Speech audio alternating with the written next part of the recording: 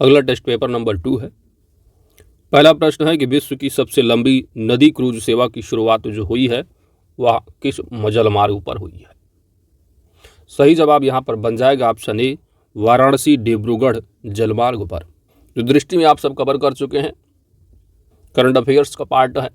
तो विश्व की सबसे लंबी नदी क्रूज सेवा का जो प्रारंभ है वह जनवरी 2023 में शुभारंभ हुआ है। कहाँ से? तो उत्तर प्रदेश के वाराणसी से जो है लेकर के असम के डिब्रूगढ़ स्थित बोरीवली के मध्य किया गया है। इस यात्रा में यम्बी गंगा विलास नामक क्रूज का उपयोग किया जा रहा है। जैसा कि आप पढ़ चुके हैं कि यात्रा के दौरान यह क्रूज बांग्लादेश से ढाका इत्यादि महत्वपूर्ण स्थलों से भी होकर गुजरेगा। अगला प्रश्न है कि देश के सबसे बड़े बायो एनर्जी प्लांट की स्थापना कहां पर की गई है? सही जवाब यहां पर बनेगा ऑप्शन ए, पंजाब में। यह देश का सबसे बड़ा बायो एनर्जी प्लांट है। इसकी स्थापना अक्टूबर 2022 में किया गया है और इसका जो निर्माण है वो जर्मन कंपनी वर्वियो एसी के सहयोग से किया गया है। यह प्लांट पराली समस्या के निवारण में सहायक होगा। अगला प्रश्न नंबर 3 है। केंद्रीय बजट 2023-24 के संदर्भ में निम्नलिखित को सम्मिलित कीजिए। मंत्रालय और बजटीय आवंटन दिए गए हैं। पहला दिया गया है रक्षा मंत्रालय। तो रक्षा मंत्रालय में जो बजट आवंटित है वह कितना है? तो रक्षा मंत्रालय का जो बजट आवंटन है वह 5,94,000 करोड़ है। सड़क परिवहन एवं राजमार्ग मंत्रालय में बजटीय आवंटन 2,70,000 करोड़ है। रेल मंत्रालय का कितना है? तो 241 है। गृह मंत्रालय का 196 है। तो 1, 2, 3 एंड 4 ऑप्शन यहाँ पर आपका ये सही जवाब बन जाएगा।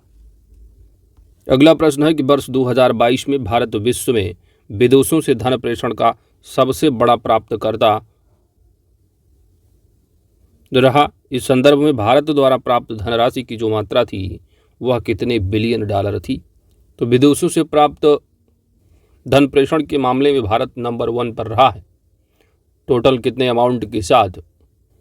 पूरे के पूरे 100 बिलियन। ऑप्शन यहाँ पर बी सही जवाब है। पिछले वर्ष भी जो है नंबर 1 रहा है 87 बिलियन के साथ। भारत की पहली electric AC double decker bus का संचालन करने वाला भारत का पहला शहर कौन सा है? भारत की पहली electric AC double decker bus का संचालन करने वाला पहला शहर, सही जवाब यहाँ पर बनेगा ऑप्शन सी, मुंबई। अगला है कि फरवरी 2023 में पहली यूथ 20 इंसेप्शन बैठक कहाँ पर संपन्न हुई है? फरवरी 2023 में पहली यूथ 20 इंसेप्शन बैठक, सही जवाब बनेगा ऑप्शन ए, गुवाहाटी असम। अगला है कि भारत की G20 अध्यक्षता के तहत फरवरी 2023 में पर्यावरण जलवायु निरंतरता से संबद्ध कार्य समूह की पहली बैठक कहाँ पर संपन्न हुई है? पहला ऑप्शन हैदराबाद, बिल्कुल गलत। नई दिल्ली, यह भी गलत है। सी ऑप्शन बंगलुरु और डी ऑप्शन श्रीनगर। तो यहाँ पर आपका करेक्ट जो आंसर बनेगा वो ऑप्शन सी होगा, बंगलुरु कर्नाटका। इसके साथ आपको याद रखना है, पहली आपकी बंगलुरु कर्नाटका है, इसका जो द्वितीय संस्करण है, इसका जो आयोजन है पहला फरवरी 2023, तो दूसरा जो है वो मार्च 2023 में जो है वो गांधीनगर गुजरात में आयोजित किया गया है। अगला प्रश्न है कि उत्तर प्रदेश दिवस समारोह 2023 के संबंध में सही कथन की पहचान करनी है। तो उत्तर प्रदेश दिवस, पहला कथन है कि इसका शुभारंभ 24 जनवरी 2023 को अवध शिल्पग्राम लखनऊ में किया गया। तो पहला कथन बिल्कुल सही है। उत्तर प्रदेश दिवस समारोह का शुभारंभ 24 जनवरी 2023 को उत्तर प्रदेश के मुख्यमंत्री योगी आदित्यनाथ प्लस राज्यपाल आनंदीबेन पटेल द्वारा लखनऊ में किया गया। दूसरा है कि समारोह की जो थीम है वो वाइब्रेंट उत्तर प्रदेश है। तो थीम जो है यहाँ पर गलत लिखा है, क्योंकि जो थीम थी वो थी इन्वेस्ट एंड एम्प्लॉयमेंट। तो थीम क्या रही? इन्वेस्ट एंड एम्प्लॉयमेंट थी, तो इसलिए दूसरा कथन गलत है। तो केवल और केवल एक सही जवाब बन जाएगा। उत्तर प्रदेश दिवस पहली बार कब मनाया गया था? वर्ष 2018 में।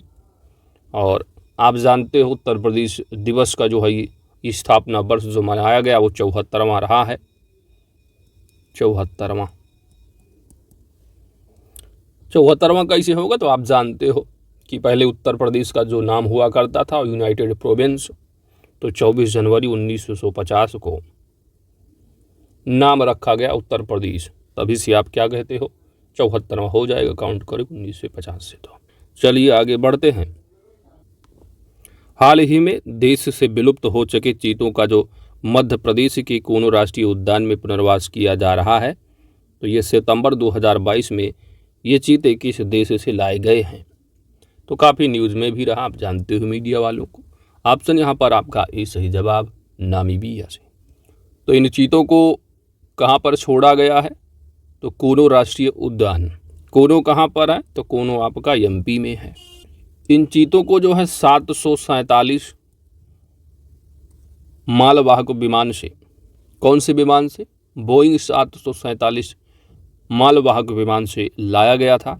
इन चीतों की संख्या कितनी थी, तो चीते दैट टाइम आए थे कितने, 8, जिसमें कि 5 जो है आपकी मादा हो जाते हैं और 3 जो है वो नर थे। सितंबर के बाद 2023 में भी 12 चीते आए हैं दोस्त, कितने, 12 चीते। तो ये 12 चीतों का आगमन कहाँ, किस देश में से हुआ है, तो भारत में लाए गए हैं, कहाँ से, साउथ अफ्रीका से 12 चीते। कब, फरवरी 2023 में, और सितंबर 2022 में 8 चीते आए थे नामीबिया से। आगे बढ़ते हैं। विश्व के सबसे बड़े नवाचार केंद्र की स्थापना कहाँ पर की गई है। विश्व के सबसे बड़े नवाचार केंद्र की स्थापना हैदराबाद में की गई है, ऑप्शन डी सही जवाब है। अगला प्रश्न है कि निम्न में से कौन सही सुमेलित नहीं है। योजनाएं और उनके उद्देश्य दे रखे हैं। पहले यहाँ पर है उदय, उदय इसकी है, तो उज्ज्वल डिस्कॉम एश्योरेंस जो योजना है, इसका उद्देश्य है विद्युत वितरण करने वाली कंपनियों का वित्त पोषण, पहला बिल्कुल सही है। दूसरा कथन है हृदय, तो हृदय जो स्कीम है, तो हृदय यानी कि आपकी जो national heritage city development and augmentation जो योजना है, जो कि 21 जनवरी 2015 को लॉन्च की गई, इसका उद्देश्य है विरासत वाले शहरों का संरक्षण एवं पुनर्जीवन। अगली है आपकी AMRUT, अमृत है, ठीक है, अमृत, ये अमृत लिखा है। तो जो Atal mission for rejuvenation and urban transformation यानी कि आपका अमृत है, इसका लॉन्च कब किया गया है, तो 25 जून है, 25 जून 2015। इसका उद्देश्य है शहरों में मूलभूत संरचना सुधार करना है। अगला है आपका स्वच्छ भारत मिशन, तो स्वच्छ भारत मिशन कब हुआ है, तो 2 अक्टूबर 2014, जिसका उद्देश्य रहा है कि 2019 तक जो है, यानी महात्मा गांधी की जो 125वीं जयंती रही 2 अक्टूबर 2019 तक, भारत की जो स्थिति है वो स्वच्छ भारत की स्थिति को प्राप्त करना था। शुद्ध पेयजल, शुद्ध पेयजल गलत होगा, स्वच्छ भारत स्थिति प्रदान की यहाँ बात की गई, शुद्ध पेयजल की यहाँ पर बात नहीं है, तो ये ऑप्शन आपका गलत है, इसलिए ऑप्शन डी सुमेलित नहीं, यानी सी यानी डी सही जवाब बन जाएगा, ठीक है। तो स्वच्छ भारत का इसका उद्देश्य ना कि शुद्ध पेयजल, शुद्ध पेयजल की जो उपलब्धता सुनिश्चित करना है, इसके लिए जो है आपका जल जीवन मिशन है, जल जीवन मिशन। आगे बढ़ते हैं। निम्नलिखित में से कौन विरासत शहरों की समग्र विकास के लिए चुने गए 12 हृदय शहरों में से नहीं है। तो शुरुआत कब हुई हृदय की, जैन 2015 में। 12 शहरों को जो है, पूरे भारत के 12 शहरों को इसमें शामिल किया गया है। तो इसमें कौन सा शहर नहीं होगा आपको बताना है। 3 तो शहर आपके यहाँ पर यूपी के दे दिए गए हैं, एक यहाँ पर गुजरात का दे दिया गया है, द्वारका। यदि आप यूपी स्पेशल पढ़ रखे हैं करंट अफेयर्स, तो आपको मालूम है मथुरा और वाराणसी को ही 12 शहरों में शामिल किया गया हृदय स्कीम के तहत। राष्ट्रीय विरासत शहरी विकास और वृद्धि योजना के तहत उत्तर प्रदेश के 2 ही शहर शामिल है, वाराणसी मथुरा, आगरा है नहीं। इस तरह आप भी एलिमिनेट कर ले जाते कि हाँ भाई आगरा, या तो आप 12 याद कर लो। तो आपको मालूम होना चाहिए 12 शहरों में कौन कौन से शहर, तो यूपी मात्र 2 ही, इसलिए ऑप्शन यहाँ पर आपका आगरा सही जवाब होगा। 12 शहर कौन कौन से होंगे, तो 2 शहर तो यही हो गए आपके, वाराणसी मथुरा, एक गुजरात का हो गया द्वारका। बाकी सभी स्टेट के आपको जो है एक एक शहर मिलेंगे। तो उत्तर प्रदेश के 2 शहर रहे हैं, वाराणसी और मथुरा, और साथ ही साथ जो आपका तमिलनाडु है वहाँ के भी 2 शहर लिए गए हैं, तो तमिलनाडु के कौन कौन से शहर? पहला है कांचीपुरम, कांचीपुरम, और दूसरा है बेलंकन्नी, बेलंकन्नी। तो 3 ये हो गए, 4 और ये 5 हो गया। इसके बाद एक एक स्टेट लिए, जैसे कि राजस्थान का कौन सा है? अजमेर है। राजस्थान का कौन सा? अजमेर हो गया। 7वां शहर कहाँ का है? आंध्र प्रदेश का कौन सा है? अमरावती, अमरावती है आंध्र प्रदेश का, ठीक है। 8वां शहर कहाँ का है? पंजाब का लिया गया है किसको? अमृतसर, अमृतसर है पंजाब का। 9वां कौन सा है? कर्नाटक का कौन सा है? बादामी शहर, बादामी। 10वां हो जाता है बिहार का, बिहार का कौन सा शहर है? गया। 11वां उड़ीसा है, और उड़ीसा का कौन सा शहर है? पुरी है।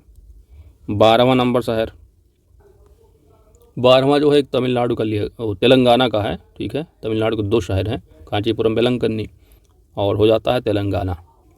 तो तेलंगाना का कौन सा है? वारंगल, तेलंगाना का वारंगल जिला है। तो इन शहरों को जो है वो शामिल किया गया। आगे बढ़ते हैं। देश के बड़े राज्यों के समूह में भारत के किस राज्य ने वर्ष 2020-21 में सुशासन सूचकांक में शीर्ष स्थान प्राप्त किया है? बड़े राज्यों के समूह में सुशासन सूचकांक में पहला स्थान किस राज्य को प्राप्त हुआ है? तो पहले स्थान पर कौन सा रहा है? गुजरात रहा है। तो इसमें ग्रुप ए ग्रुप बी करके रहे हैं। तो ग्रुप ए में जो है आपका गुजरात जो है नंबर 1 रहा है। दूसरे पर जो है आपका स्थान महाराष्ट्र का रहा है। तीसरे पर जो है वो गोवा रहा है ग्रुप ए में। यूपी स्पेशल आप कवर करोगे तो मालूम चलेगा कि आपको ग्रुप बी में जो है शामिल रहा। ग्रुप बी में एमपी ने टॉप किया था, और ग्रुप बी में यूपी ने जो है 5वीं रैंक हासिल की थी, 5वीं। अगला प्रश्न है दोस्त 14 नंबर। जनवरी 2023 में आयोजित भारत की राष्ट्रीय युवा महोत्सव के संदर्भ में निम्नलिखित कथनों में से कौन सा कथन सही है? नीचे दिए गए कोड से सही उत्तर का चयन करें। पहला कथन है कि यह राष्ट्रीय युवा महोत्सव का 26वां संस्करण था। तो इस संस्करण का जो आयोजन है वो वर्ष 1995 से इसका आयोजन जो है वो किया जा रहा है। और राष्ट्रीय युवा महोत्सव का जो आयोजन रहा है 26वां संस्करण, यह जो है आपका कहाँ पर हुआ था? कर्नाटका में। तो हुबली धारवाड़ कर्नाटका में आयोजन किया गया था। तो संस्करण 26वां रहा, बिल्कुल सही है। कर्नाटक में रहा है, पुदुचेरी यहाँ दिया है, यह गलत हो जाता है दूसरा कथन। तो ऑप्शन यहाँ पर केवल और एक सही जवाब बनेगा। खेलो इंडिया यूथ गेम्स 2023 की मेजबानी किस राज्य द्वारा की गई है? वेरी इंपॉर्टेंट प्रश्न है। खेलो इंडिया यूथ गेम्स 2023 की मेजबानी मध्य प्रदेश सरकार के द्वारा किया गया। ऑप्शन यहाँ सी सही जवाब है। तो इस खेलो इंडिया यूथ गेम्स 2023 की जो मेजबानी रही है मध्य प्रदेश ने किया। इस प्रतियोगिता में जो कौन सा राज्य जो है पदक तालिका में पहले स्थान पर रहा है? तो जो महाराष्ट्र है ना, वो पदक तालिका में नंबर 1 पर रहा है। और कितने पदक के साथ? तो 161 पदक के साथ महाराष्ट्र नंबर 1 था। हुआ तो मध्य प्रदेश में था, लेकिन महाराष्ट्र नंबर 1 था। रायसीना डायलॉग जो मार्च 2023 में संपन्न हुआ, इसका मुख्य विषय निम्नलिखित में से कौन सा था? तो रायसीना यानी दिल्ली में जो है इसका जो संपन्न रहा है 2023 में, और विषय जो था वो था provocation uncertainty turbulence lighthouse in the tempest. Option ही सही जवाब है। विश्व युवा कौशल दिवस 2022 का विषय क्या था? थीम क्या था?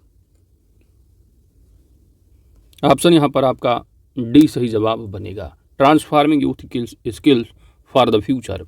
विश्व युवा कौशल दिवस हर साल आप 15 जुलाई को मनाते हो, और इसकी जो शुरुआत है कब हुई है? तो 2014 में यूनाइटेड नेशन महासभा के द्वारा जो है इसकी शुरुआत की गई है। 15 जुलाई 2014 को घोषणा की गई थी यूनाइटेड नेशन के द्वारा। अगला है आपका किस संगठन के द्वारा विश्व जनसंख्या स्थिति रिपोर्ट 2022 जारी की गई है? तो विश्व जनसंख्या स्थिति रिपोर्ट 2022 जो जारी की गई है वह यूनाइटेड नेशंस पॉपुलेशन फंड के द्वारा। ऑप्शन यहाँ बी सही जवाब है। तो विश्व जनसंख्या स्थिति रिपोर्ट जारी करता है यूनाइटेड नेशंस पॉपुलेशन फंड है, और कब से जारी किया जा रहा है, तो वर्ष 1978 से जो है रिपोर्ट जारी की जा रही है। 2022 में जारी की गई रिपोर्ट है। इसकी जो थीम थी 2022 की वो थी क्या,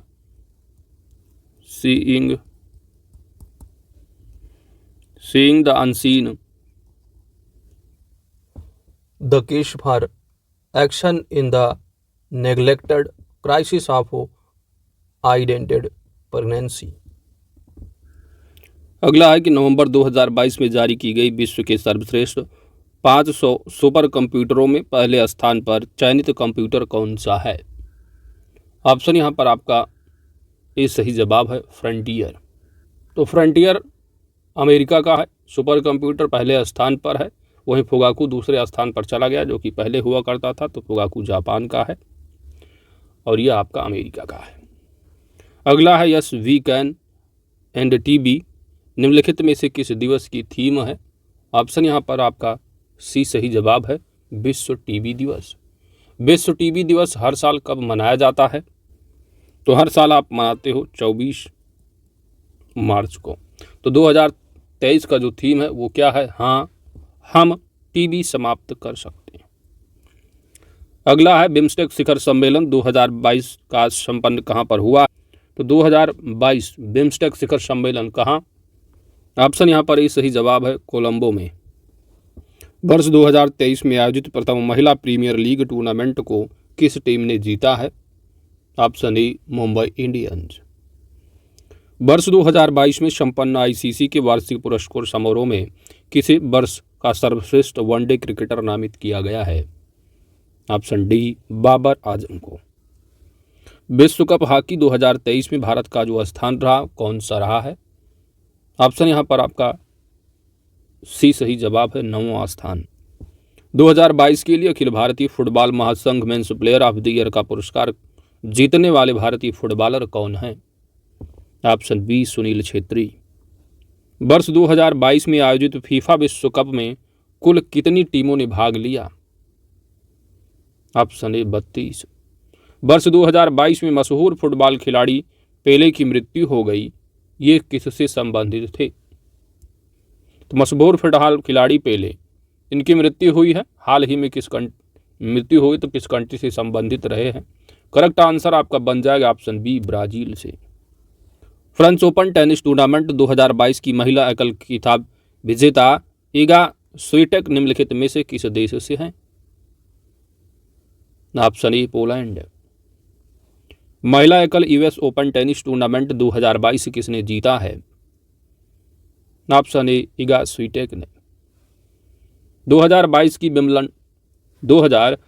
की विंबलडन चैंपियनशिप में पुरुष एकल का खिताब विजेता कौन है। Option B Novak Djokovic.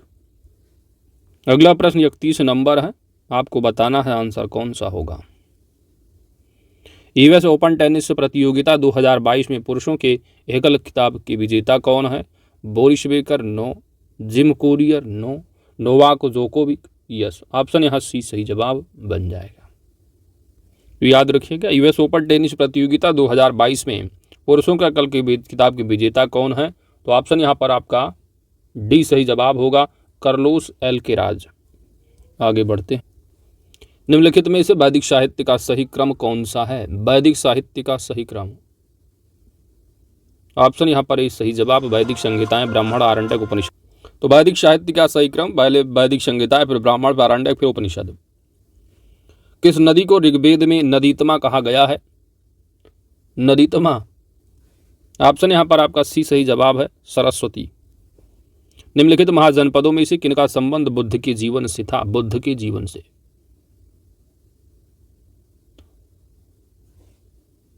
तो यहां पर 3 और 4 होगा, यानी ऑप्शन आपका सी सही जवाब बन जाएगा, 3 और 4। मृग सहित धर्मचक्र बुद्ध के जीवन की किस घटना से संबंधित है। तो धर्मचक्र प्रथम उपदेश, ऑप्शन यहाँ सी सही जवाब है। महात्मा बुद्ध के संबंध में निम्नलिखित कथनों पर विचार करना कि कौन सा सही होगा। पहला दिया हुआ है कि महात्मा बुद्ध का जन्म कपिलवस्तु में हुआ था, तो बिल्कुल सही है, कपिलवस्तु की लुम्बिनी में हुआ था। इनको जो है ज्ञान की प्राप्ति बोध गया में, ये भी सही है। वैदिक धर्म को अस्वीकार किया था इन्होंने। महात्मा बुद्ध ने आर्य सत्यों का प्रचार किया था। तो सभी कथन बिल्कुल सही हैं। ऑप्शन यहाँ पर आपका डी सही जवाब बन जाएगा। अगला है कि हृदय का जो पेश मेकर है वह कौन सा है? हृदय का पेश मेकर, ऑप्शन यहाँ पर आपका बी सही जवाब बन जाएगा, साइनोएट्रियल नोड। तो साइनोएट्रियल जो नोड है यह दाएं अलिंद की भित्ति में उपस्थित रूपांतरित पेशियों की तनी हुई हड्डी की समान संरचना होती है और यही साइनोएट्रियल नोड ही जो है हृदय में स्पंदन को नियंत्रित तथा आरंभ करता है। हालांकि ये जो है वो प्रमुख रूप से आप जो धड़कन है उसको आरंभ करता है, इसलिए इसे स्तनियों में नाड़ी केंद्र या प्राकृतिक गति निर्धारक भी कहते हैं। अगला है रक्त में विद्युत तटस्थता बनाई रखी जाती है। रक्त में विद्युत तटस्थता बनाई रखी जाती है किसके द्वारा? ऑप्शन यहाँ पर आपका ए सही जवाब, हैमबर्गर फिनोमिनोन के द्वारा। अगला है कि शरीर की सबसे जो छोटी रुधिर वाहिनी होती है वह कौन सी होती है? सबसे छोटी रुधिर वाहिनी कोशी। ऑप्शन यहाँ पर आपका ए सही जवाब। तो शरीर की सबसे छोटी रुधिर वाहिनी क्या है? कोशिका है। अगला प्रश्न है कि हिपैरिन जो कि परिसंरचना तंत्र में थक्का जमने से रोकती है, तो यह उत्पन्न कहाँ होती है हिपैरिन? ऑप्शन यहाँ पर आपका सी सही जवाब होगा, बैसोफिल्स द्वारा। निम्नलिखित में से कौन सा युग्म सुमेलित नहीं है अर्थात गलत है? पहला दिया हुआ है अंडाशय से कौन सा यहाँ पर प्रोजेस्टेरॉन दिया हुआ है। तेरी हार्मोन्स कौन सा है? प्रोजेस्टेरॉन, बिल्कुल सही। वृषण से कौन सा है? तो एंड्रोजन्स है, ये भी सही है। लैंगरहैंस के द्वीप गुल्कागोन, यह भी सही है। हृदय का जो एट्रियल वाल्व है यहाँ से कौन सा हार्मोन्स निकलता है? तो ये जो सिक्रेटिन दिया है यह गलत है। यहाँ पर क्या होना चाहिए था? Peptide hormones. तो पेप्टाइड हार्मोन्स का यहाँ से स्राव होता है, इसलिए ऑप्शन यहाँ डी आपका गलत है। तो युग्म कौन सा सुमेलित नहीं होगा? ऑप्शन डी सही जवाब। अगला है हृदय स्पंदन नियंत्रित होता है किसके द्वारा? गति प्रेरक द्वारा, वेगस तंत्रिका द्वारा, सिम्पैथेटिक तंत्रिका द्वारा। सभी बातें सही है, ऑप्शन यहाँ पर डी सही जवाब इन सभी चारों के द्वारा। अगला है सही जोड़े का यहाँ पर चयन करना है। पहला दिया है पार्किंसन। तो पार्किंसन जो व्याधि है ये क्या है? एक प्रकार का मस्तिष्क विकार है, बिल्कुल सही है। तो पहला ही यहाँ पर आपका सही जवाब बन जाएगा। तो पार्किंसन व्याधि एक प्रकार का मस्तिष्क विकार होता है जिसमें सामान्य जो तंत्रिका तंत्र है लगातार कमजोर होने लगता है। एडीएच हार्मोन्स की कमी से मूत्र परित्याग पर क्या प्रभाव पड़ता है? एडीएच हार्मोन्स अगर कमी होती है तो मूत्र परित्याग पर क्या प्रभाव पड़ता है? ऑप्शन यहाँ पर आपका बी सही जवाब, बढ़ता है।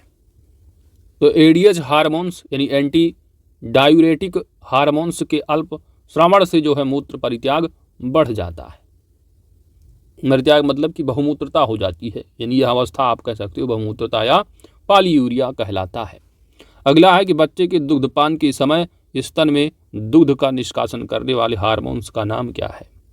यहाँ पर आपका सही जवाब बन जाता है ऑक्सीटोसिन हार्मोन्स। तो बच्चों के दुग्धपान के समय स्तन में दूध का निष्कासन करने वाले जो हार्मोन्स का नाम है वो है ऑक्सीटोसिन। ऑप्शन डी सही जवाब है। अगला प्रश्न नंबर है 46। न्यूरोहाइपोफाइसिस स्रावित करता है। ऑप्शन यहाँ पर आपका सी सही जवाब बन जाएगा, ऑक्सीटोसिन हार्मोन्स तथा वैसोप्रेसिन। प्रश्न नंबर 47 है कि भारत में राज्यों के गठन के विषय में निम्नलिखित कथनों पर विचार कीजिए तथा नीचे दिए गए कूट के आधार पर सही उत्तर का चयन कीजिए। भारत में राज्यों के गठन से संबंधित बातें। पहला दिया गया है कि भारत में राज्यों का गठन करना तो संसद में विधि द्वारा एक नए राज्य का निर्माण कर सकती है। तो पहला कथन सही है। अगला है कि राज्यों का जो निर्माण करने से संबंधित विधेयक है वह अनुच्छेद 368 के तहत संविधान में संशोधन करने में सक्षम होगा। तो नए राज्यों का गठन अगर करना है तो सिंपली आप संसद में विधि जो है पास करिए और एक नए राज्य का गठन कर दीजिएगा। संविधान संशोधन नए राज्यों का गठन करना जो है संविधान संशोधन 368 के तहत नहीं माना जाता है।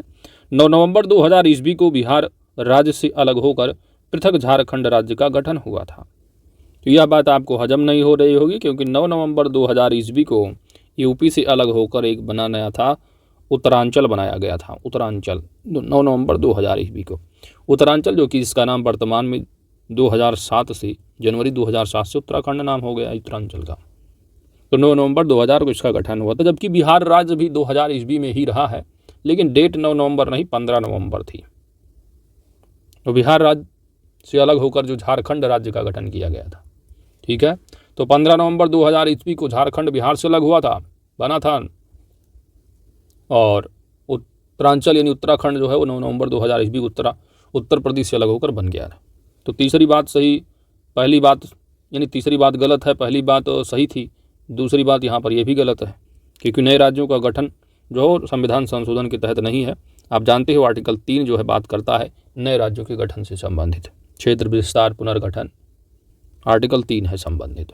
ठीक है, तो जब भी नए राज्यों का गठन करना हो तो गठन की जो शक्तियाँ हैं वो संसद को दी गई हैं, और प्रक्रिया आप जानते हो कई तरह से, जैसे कि विधानसभा में जो है जिस राज्य से अलग करना उस राज्य में विधानसभा में जो है प्रस्ताव पारित हो, उसके बाद वो जो है उस पर केंद्रीय कैबिनेट की सहमति ली जाए, फिर संसद में जाके साधारण बहुमत से पारित होकर राष्ट्रपति सहमति दे दें तो राज्य पुनर्गठन हो जाता है। चलिए आगे बढ़ते हैं। बस इतना याद रखो पॉइंट ऑफ व्यू से एग्जाम के कि नए राज्यों के गठन के लिए संसद में बिल्कुल सिंपल मेजॉरिटी की बात की जाती है। अगला है आपका भारत में नागरिकता से संबंधित निम्नलिखित कथनों पर आपको विचार करना है, प्रावधानों पर विचार करना है और नीचे दिए गए कोड के आधार पर सही उत्तर का चयन करना है। भारत में नागरिकता से संबंधित पहला है कि भारत में एकल नागरिकता को मान्यता प्रदान की गई है, बात बिल्कुल सही। दूसरा है कि 10 जनवरी 2021 से नागरिकता संशोधन अधिनियम 2019 लागू हुआ। तो 2019 में आया, प्रोटेस्ट वगैरह पर काफ़ी चल रहे थे, सिंपल सी बात 2020 में लागू हुआ 19 का। ठीक है, तो 2020 होना चाहिए था, इसलिए यहाँ पर 10 जो दिया है 10 जनवरी वो सही है, लेकिन यहाँ पर ईयर जो दिया वो 2020 होता तब ये बात सही हो जाती। तो दूसरा कथन गलत। भारत में नागरिकता किसी भूभाग के सम्मिलित होने पर प्राप्त की जा सकती है, तो ये बात भी बिल्कुल सही हो जाती है। ठीक है, तो पहला सही, तीसरा सही है। डिटेल में आप पढ़ते हैं, इससे जो है आपको सिटीजनशिप लेनी, भारत के 5 तरह के बताए गए हैं। ठीक है, ज़्यादा डिटेलिंग नहीं, टाइम ज़्यादा लग गया। आगे देखिए भाई, 49 नंबर प्रश्न है, यह किसका कथन है कि मूल अधिकार हमारे लोगों के लिए एक प्रतिज्ञा तथा सभ्य विश्व के साथ किया गया समझौता है। कथन किसका था कि मूल अधिकार हमारे लोगों के लिए एक प्रतिज्ञा तथा सभ्य विश्व के साथ किया गया समझौता है। ऑप्शन यहां पर आपका डी सही जवाब बन जाएगा, डॉक्टर सर्वपल्ली राधाकृष्णन। तो डॉक्टर सर्वपल्ली राधाकृष्णन ने मूल अधिकार के संबंध में कहा था संविधान सभा में जब बहस हो रही थी उस दौरान, कि जो मूल अधिकार है ये हमारे लोगों के लिए एक प्रतिज्ञा और सभ्य विश्व के साथ किया गया एक समझौता है। मूल अधिकारों के बारे में निम्नलिखित कथनों पर विचार कीजिए तथा नीचे दिए गए कूट के आधार पर सही उत्तर का चयन कीजिए। पहला है कि जो मूल अधिकार है संविधान के भाग 3 में सूचीबद्ध है, बात बिल्कुल सही है। मूल अधिकारों के विषय में प्रावधान अनुच्छेद नंबर 13 से लेकर के 35 तक बात कही गई है, तो अनुच्छेद 12 से लेते हो 35 तक, ना कि 13 से, तो 12 भी आ जाता। आर्टिकल 13 के तहत आप जानते हो बेसिक शिक्षक केशवानंद भारती वाला केस लॉ से संबंधित है। इसके बाद है तीसरा कथन, तो पहला सही है और दूसरा हो गया गलत, क्योंकि 13 से नहीं 12 से स्टार्ट है। यह सामाजिक, आर्थिक एवं राजनीतिक न्याय सुनिश्चित करते हैं, तो बात तीसरी सही है। तो पहली सही, तीसरी सही, ऑप्शन यहाँ पर सी सही जवाब है, दूसरा गलत है। आगे बढ़ते हैं।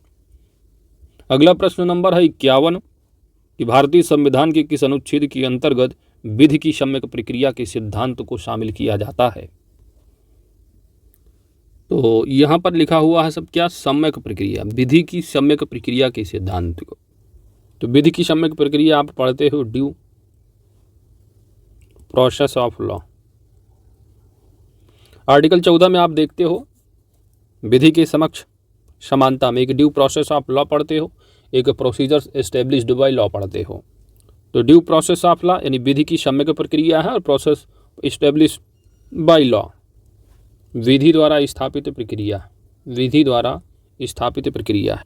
तो विधि द्वारा स्थापित प्रक्रिया का मतलब है संसद में कोई भी कानून बनाने की एक निश्चित प्रक्रिया होती है, अगर वो बनाने की प्रक्रिया सही है तो प्रोसीजर इस्टेब्लिश्ड बाय लॉ, जो प्रोसीजर है, प्रक्रिया है, वह कहलाएगी प्रोसीजर इस्टेब्लिश्ड बाय लॉ, चाहे वो कानून कितना ही बुरा क्यों ना हो, उसके जो प्रावधान हैं वो अलोकतांत्रिक ही क्यों ना हो।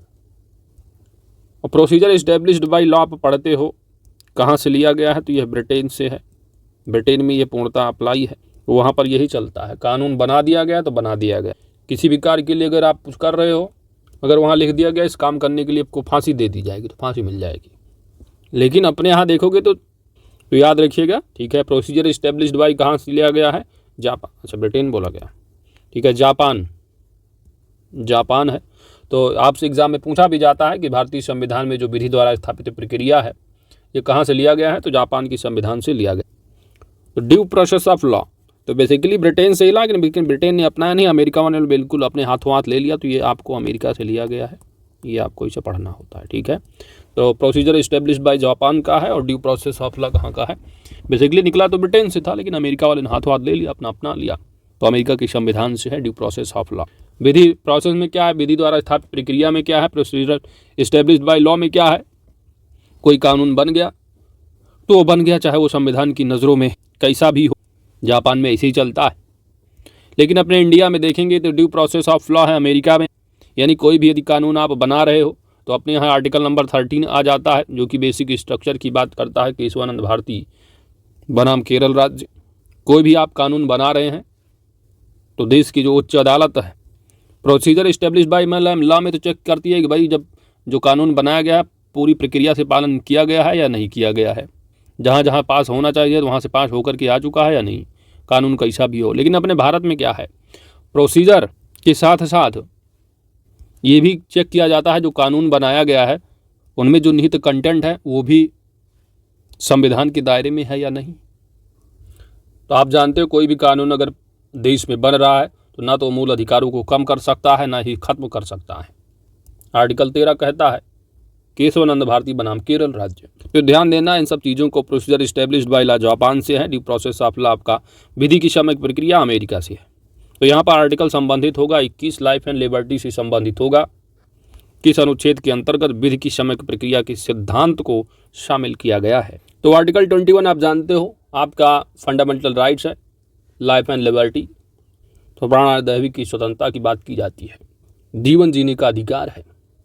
तो विधि द्वारा जो स्थापित प्रक्रिया आप जानते हो, जैसे कोई अभियुक्त है तो फांसी की सजा तो दे दी जाती है इंडिया में, लेकिन उसको जो है जीवन जीने का अधिकार भी मिलता है। वहीं पर आर्टिकल 22 देखो तो आर्टिकल 22 के तहत गिरफ्तारी में संरक्षण भी मिल जाता है।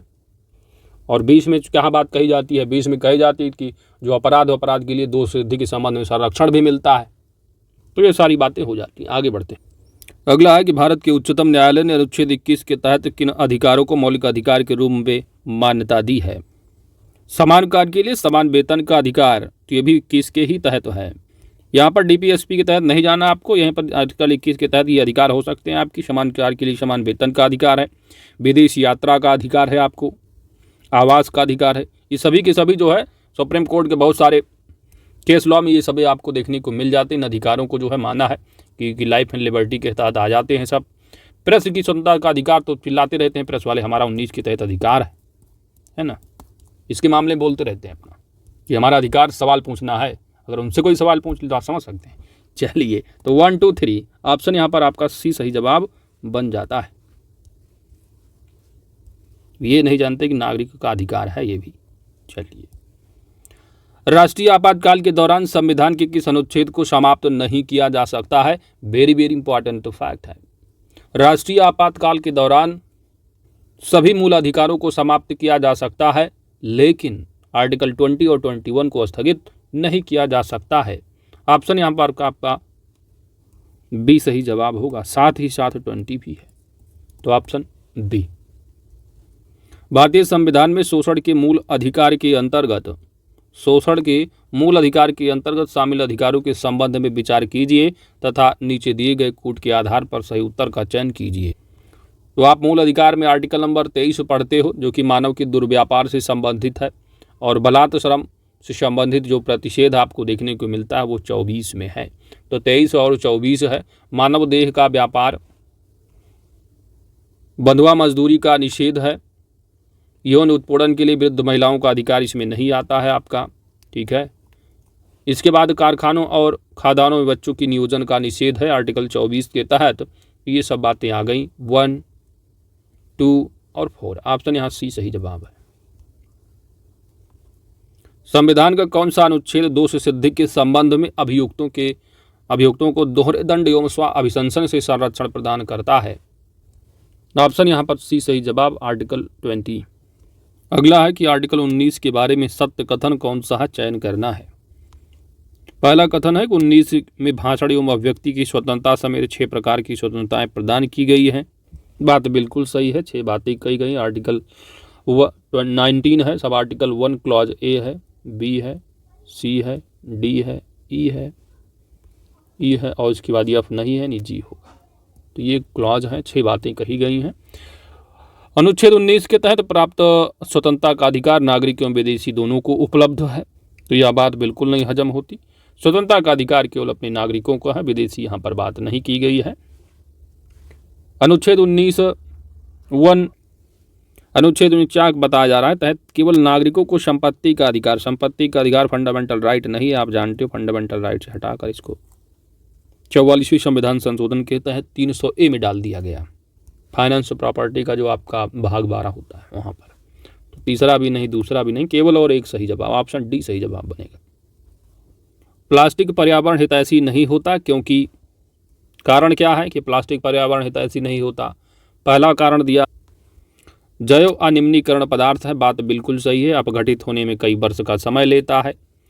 यह पूर्णतः जलने में लंबा समय लेता है। यह जल और वायु से अभिक्रिया नहीं करता है। सभी बातें बिल्कुल सही हो जाती हैं, ऑप्शन बी सही जवाब। निम्नलिखित में से कौन सा प्रदूषक अपने हानिकारक प्रभाव के संबंध में सुमेलित नहीं है? सल्फर यौगिक प्रदूषण, अम्ल वर्षा, बिल्कुल सही है। नाइट्रोजन यौगिक से क्लोरोसिस की बात की जा रही है। तो क्लोरोसिस आमतौर पर तब होता है जब पत्तियों को अपनी जरूरत के लिए आवश्यक क्लोरोफिल के संरक्षण हेतु क्लोरोफिल के पर्याप्त पोषक तत्व नहीं प्राप्त होते हैं। ऐसा इसी कारण से, कई कारणों से हो सकता है, जिसमें सल्फर डाइऑक्साइड और जो ओजोन है वह उत्पन्न इनसे दुष्प्रभाव शामिल होते हैं। तो दूसरा गलत है, ऑप्शन बी यहाँ पर सही जवाब बन जाएगा। हाइड्रोकार्बन कैंसर है, एसपीएम कम दृश्यता है। तो एसपीएम कम दृश्यता, हाइड्रोकार्बन कैंसर, ये सही सब। ऑप्शन बी यहाँ गलत है। आगे बढ़ते हैं। 59 है, निम्नलिखित युग्मों में से कौन सुमेलित है? अल्फा बीटा गामा विविधता की बात की गई। पहला है कि अल्फा विविधता यह एक पारितंत्र में प्रजातियों की विविधता को दर्शाती है, प्रजातियों की विविधता को दर्शाती है, बात बिल्कुल सही है। बीटा जो विविधता है यह एक क्षेत्र में विभिन्न परितंत्रों की संपूर्ण विविधता है, यह गलत है। गामा में विभिन्न परितंत्रों की प्रजातियों के बीच विविधता है। तो जो अल्फा होता है, अल्फा में क्या है, एक विशेष क्षेत्र में जो है वो प्रजातियों में जो है भीतर जो पाई जाने वाली, एक विशेष क्षेत्र में प्रजातियों के भीतर जो पाई जाने वाली संख्या है। और बीटा क्या है, बीटा में यहाँ पर कुछ हो जाएंगे, यहाँ पर तो एक समग्र रूप से यहाँ पर आ जाए, जहाँ पर प्रजातियों की कुल संख्या की गणना करोगे। और गामा में पूरा का पूरा आ जाएगा, ठीक है, पूरा का पूरा एक समग्र विविधता का जो है मापन किया जाता है। आगे बढ़ते हैं। तो यहाँ पर दूसरा आपका गलत रहा है, क्योंकि यहाँ पर एक क्षेत्र की बात की गई है, क्योंकि क्षेत्र नहीं, यहाँ पर विभिन्न प्रजातियों की जो है वो विविधता में परिवर्तन करते हैं। तो विभिन्न प्रजातियों की बात की जाती है। एक किसी विशेष क्षेत्र के लिए अल्फा हो गया, फिर इस क्षेत्र में विभिन्न प्रजातियाँ हो गई, और संपूर्ण के लिए जो है वो आपका गामा हो जाता है। तीनों को मिला दो, पूरा का पूरा ले लो तो समग्र हो जाएगा। तो यहाँ पर आप देख लीजिए, एक विशेष क्षेत्र की, एक परितंत्र की बात की गई, पहला सही। एक क्षेत्र की यहाँ पर बात कर दी, गलत हो गया, क्षेत्र है नहीं। यहाँ पर विभिन्न परितंत्रों की बात की गई, विभिन्न यहाँ पर समग्र विविधता के मापन की बात की जाती है। तो पहला ही सही जवाब यहाँ पर बनेगा दोस्तों, ऑप्शन बी सही जवाब होगा। केवल एक सही है। आगे बढ़ते हैं। अल्फा बीटा गामा आप घटना तक पढ़ लो, बहुत आसानी से यहाँ पर सब दिया गया, अच्छे से पढ़ लोगे, मिल जाएगा। चलिए भाई, सूची 1 सूची 2 को आप सम्मिलित करना है। सूची 1 और सूची 2 है। यूकेलिप्टस क्या है? आवृतबीजी, बिल्कुल सही है। साइकस क्या है? अनावृतबीजी। फर्न क्या हो जाएगा आपका? फर्न आपका यहाँ पर टेरिडोफाइट होगा। और क्लेबिडोमोनास शैवाल, मिला लो, ए का 1 है, बी का 4 है। ऑप्शन यहाँ पर आपका बी सही जवाब बन जाएगा। आगे बढ़ते हैं। अगला प्रश्न नंबर है 60। भारत में उत्तर से दक्षिण की ओर स्थित टाइगर रिजर्व का सही क्रम आपको बताना है। उत्तर से दक्षिण, कार्बेट आपका उत्तराखंड पड़ जाता है, सिमलीपाल उड़ीसा है आपका, उड़ीसा में, सरिस्का आपका राजस्थान है दोस्त, पेरियार आपका केरल पड़ जाता है। अब बताओ ये अब उत्तर से दक्षिण कुछ दिख रहा है? ये उत्तर है, दक्षिण यहाँ आ गया, तो पहला तो गलत गया, क्योंकि एक बार आप उत्तराखंड जाओगे, फिर सिमलीपाल उड़ीसा पहुँचोगे, फिर सरिस्का, फिर यहाँ से यहाँ आओगे, केरल जाओगे आप। अब पेरियार या केरल की बात की गई, दक्षिण से सीधे आगे, तो दूसरा वैसे भी गलत निकल गया, पहला गलत दूसरा गलत। अब यहाँ पर कार्बेट दिया है उत्तराखंड है, फिर सरिस्का है राजस्थान आओगे, फिर उड़ीसा है यहाँ पर, फिर उसके बाद केरल आ जाएगा पेरियार का। तो ये बात आपको हजम हो जा रही है, पेरियार फिर इन्होंने केरल पहले पकड़ लिया दक्षिण को, तो डी गलत, सी आपका सही जवाब बनेगा। तो उत्तर से दक्षिण। अगला है 62 नंबर। सही कथन की पहचान करनी है। पहले कथन है कि परमवीर चक्र विजेताओं के नाम पर अंडमान और निकोबार द्वीप समूह के 21 द्वीपों का नामकरण किया गया। बिल्कुल सही है। यह नामकरण 23 जनवरी 2023 को पराक्रम दिवस के अवसर पर किया गया है। बात बिल्कुल दोनों सही हैं, इसलिए आपका सही जवाब ए और बी, यानी कि ए 1 और 2, ऑप्शन सी सही जवाब है। तो 21 जो द्वीपों का नामकरण है, 21 परमवीर चक्र विजेताओं के नाम पर जो है ये रखा गया है। आगे बढ़ते हैं। अगला है UP special current affairs. Uttar Pradesh के परमवीर चक्र विजेता हैं और संबंधित जिले हैं। तो उत्तर जो आपका जो अभी ऊपर पढ़ रहे हो कि जो परमवीर चक्र 126वीं जो जयंती रही है सुभाष चंद्र बोस की, इसमें जो है 21 परमवीर चक्रों वाले में यहाँ पर जो है 4 यूपीए के हो जाते हैं। तो यूपी कौन? जदुनाथ सिंह रहे हैं। इनका संबंध किस डिस्ट्रिक्ट से? शाहजहाँपुर होगा। कैप्टन मनोज कुमार पांडे, तो ये कहाँ से है? सीतापुर की बात कर लोगे। वीर अब्दुल हमीद, कहाँ गए वीर अब्दुल हमीद? तो इनको कहाँ भेजोगे आप? गाजीपुर। योगेंद्र सिंह यादव, इनके लिए आप बुलंदशहर जाओगे। तो मिलान कर लो, ए का 4 हो गया और बी का 2 हो गया। ए का 4, बी का 2, इसके बाद सी का वीर अब्दुल हमीद कहाँ? बुलंद शहर या गाजीपुर? तो वीर अब्दुल हमीद हो जाएंगे गाजी। तो सी का 1 है ऑप्शन यहाँ पर आपका एग्जैक्ट आंसर, डी सही जवाब है। आगे बढ़ते हैं। नेताजी सुभाष चंद्र बोस 126 जयंती के अवसर पर उत्तर प्रदेश के कितने परमवीर चक्र विजेता के नाम पर अंडमान और निकोबार द्वीप समूहों के द्वीपों का नामकरण किया गया है? तो ऊपर आप 4 लोगों को पढ़ लिए हो, ऑप्शन यहाँ पर आपका बी सही जवाब हो जाएगा। आगे बढ़ते हैं। सही कथन की पहचान करनी है। ऑनरेरी कैप्टन योगेंद्र सिंह यादव सबसे कम उम्र में परमवीर चक्र सम्मान प्राप्त करने वाले योद्धा हैं। बात बिल्कुल सही।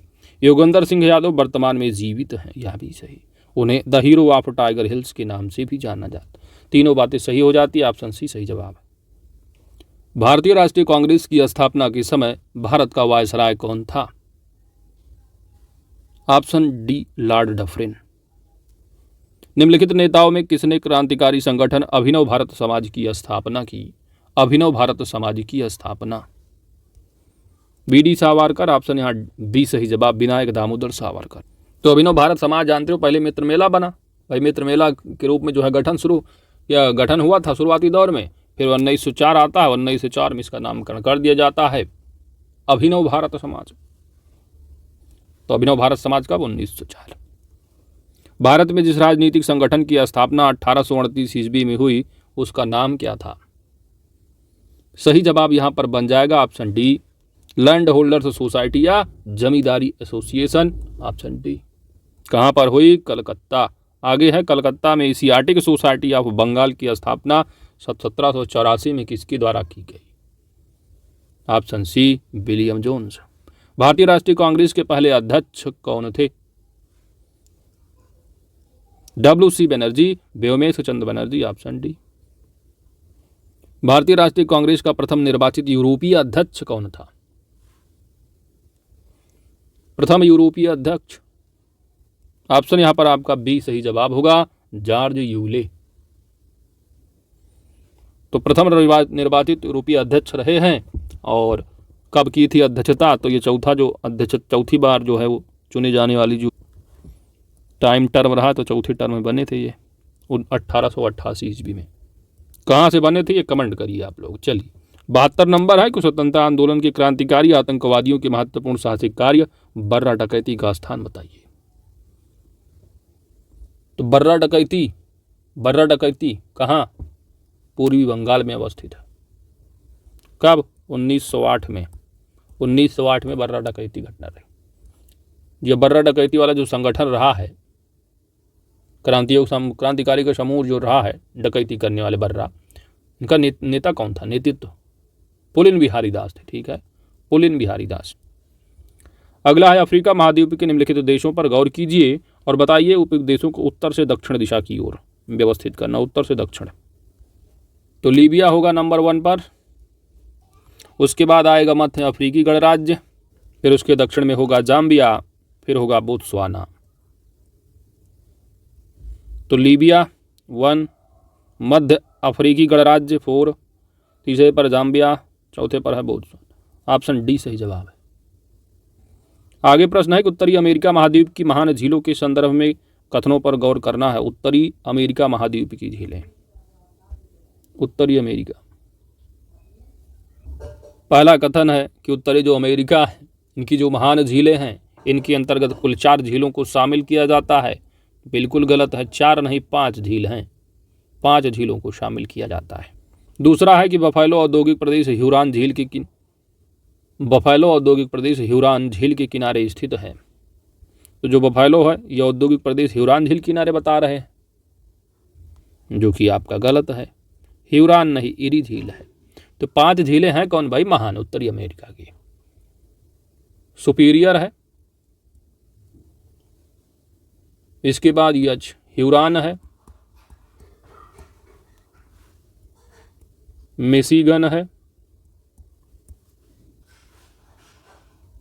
इरी है, और 5वीं कौन सी है? ओंटारियो। ठीक है, ओंटारियो। तो याद रखिएगा, महान उत्तर अमेरिका के महान 5 झीलों जो है शामिल है। सुपीरियर है, ह्यूरॉन है, मिशिगन है, इरी है, ओंटारियो है। और जो बफेलो औद्योगिक प्रदेश है यह इरी झील के किनारे अवस्थित है। तो दोनों के दोनों कथन अपने आप में गलत है। ऑप्शन डी सही जवाब यहाँ पर है। ऑप्शन डी यहाँ पर सही जवाब है। 75 नंबर है। निम्नलिखित कथनों पर आपको गौर करना है और बताना है कौन सा कथन सत्य है।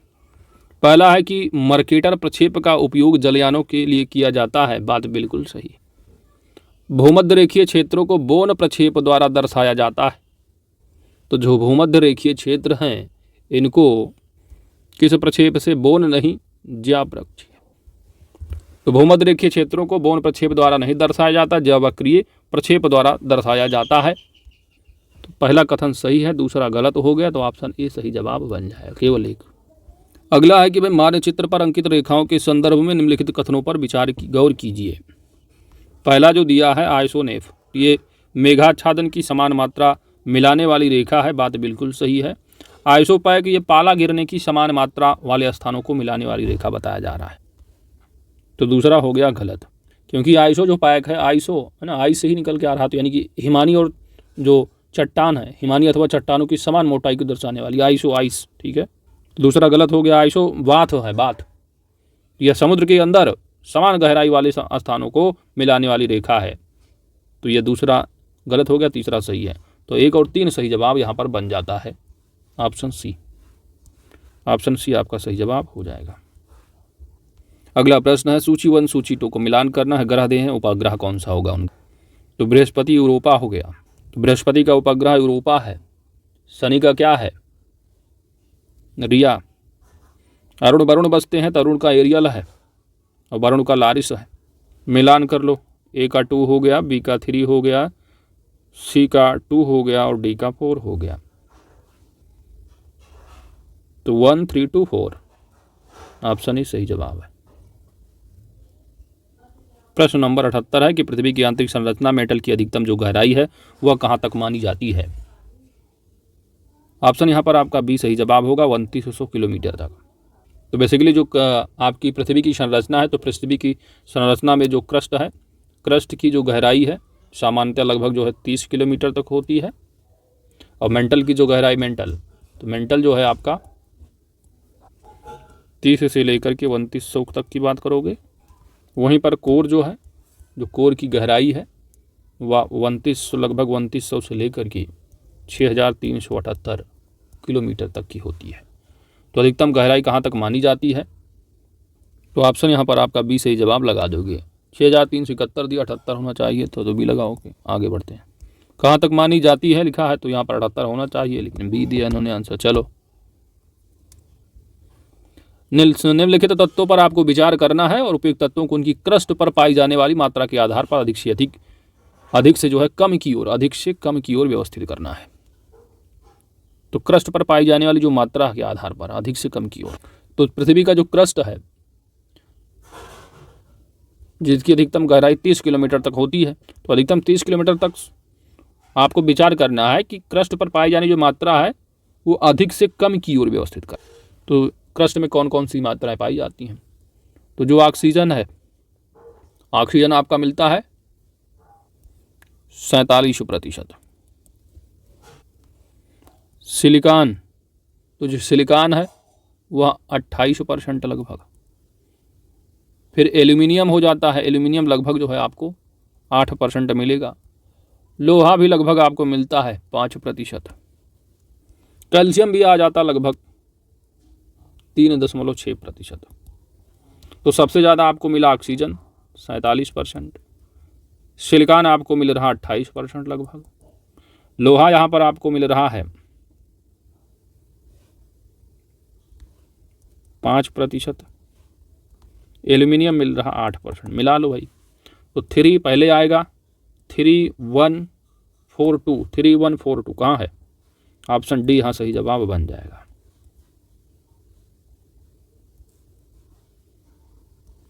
ऑक्सीजन, सिलिकॉन, एल्यूमिनियम और लोहा। आगे बढ़ते हैं। अवसादी चट्टानों के संदर्भ में निम्नलिखित कथनों पर गौर करना है आपको। कौन सी चट्टान अवसादी? पहला लिखा है कि संपूर्ण जो भूपृष्ठ का है वो 75% अवसादी चट्टानों से निर्मित है। बात बिल्कुल सही है। दूसरा है कि जो गैम्ब्रो और पिच स्टोन है ये अवसादी चट्टान बताई जा रही। अवसादी नहीं होना चाहिए था, अग्नेय। तो गैम्ब्रो और पिच स्टोन जो है ये अग्नेय चट्टान है, ना कि अवसादी। तो दूसरा गलत, पहला सही जवाब बन जाए ऑप्शन है। निम्नलिखित द्वीपों को क्षेत्रफल के आधार पर बड़े से छोटे के क्रम में व्यवस्थित करना। बड़ा से लेकर छोटे की क्षेत्रफल वाइज में, बड़ा से छोटा यानी घटते हुए, डिसेंडिंग, और वही क्रम में। तो सबसे बड़ा कौन सा है इसमें देखेंगे, तो सबसे बड़ा जो होगा वो आपका पफिन द्वीप होगा।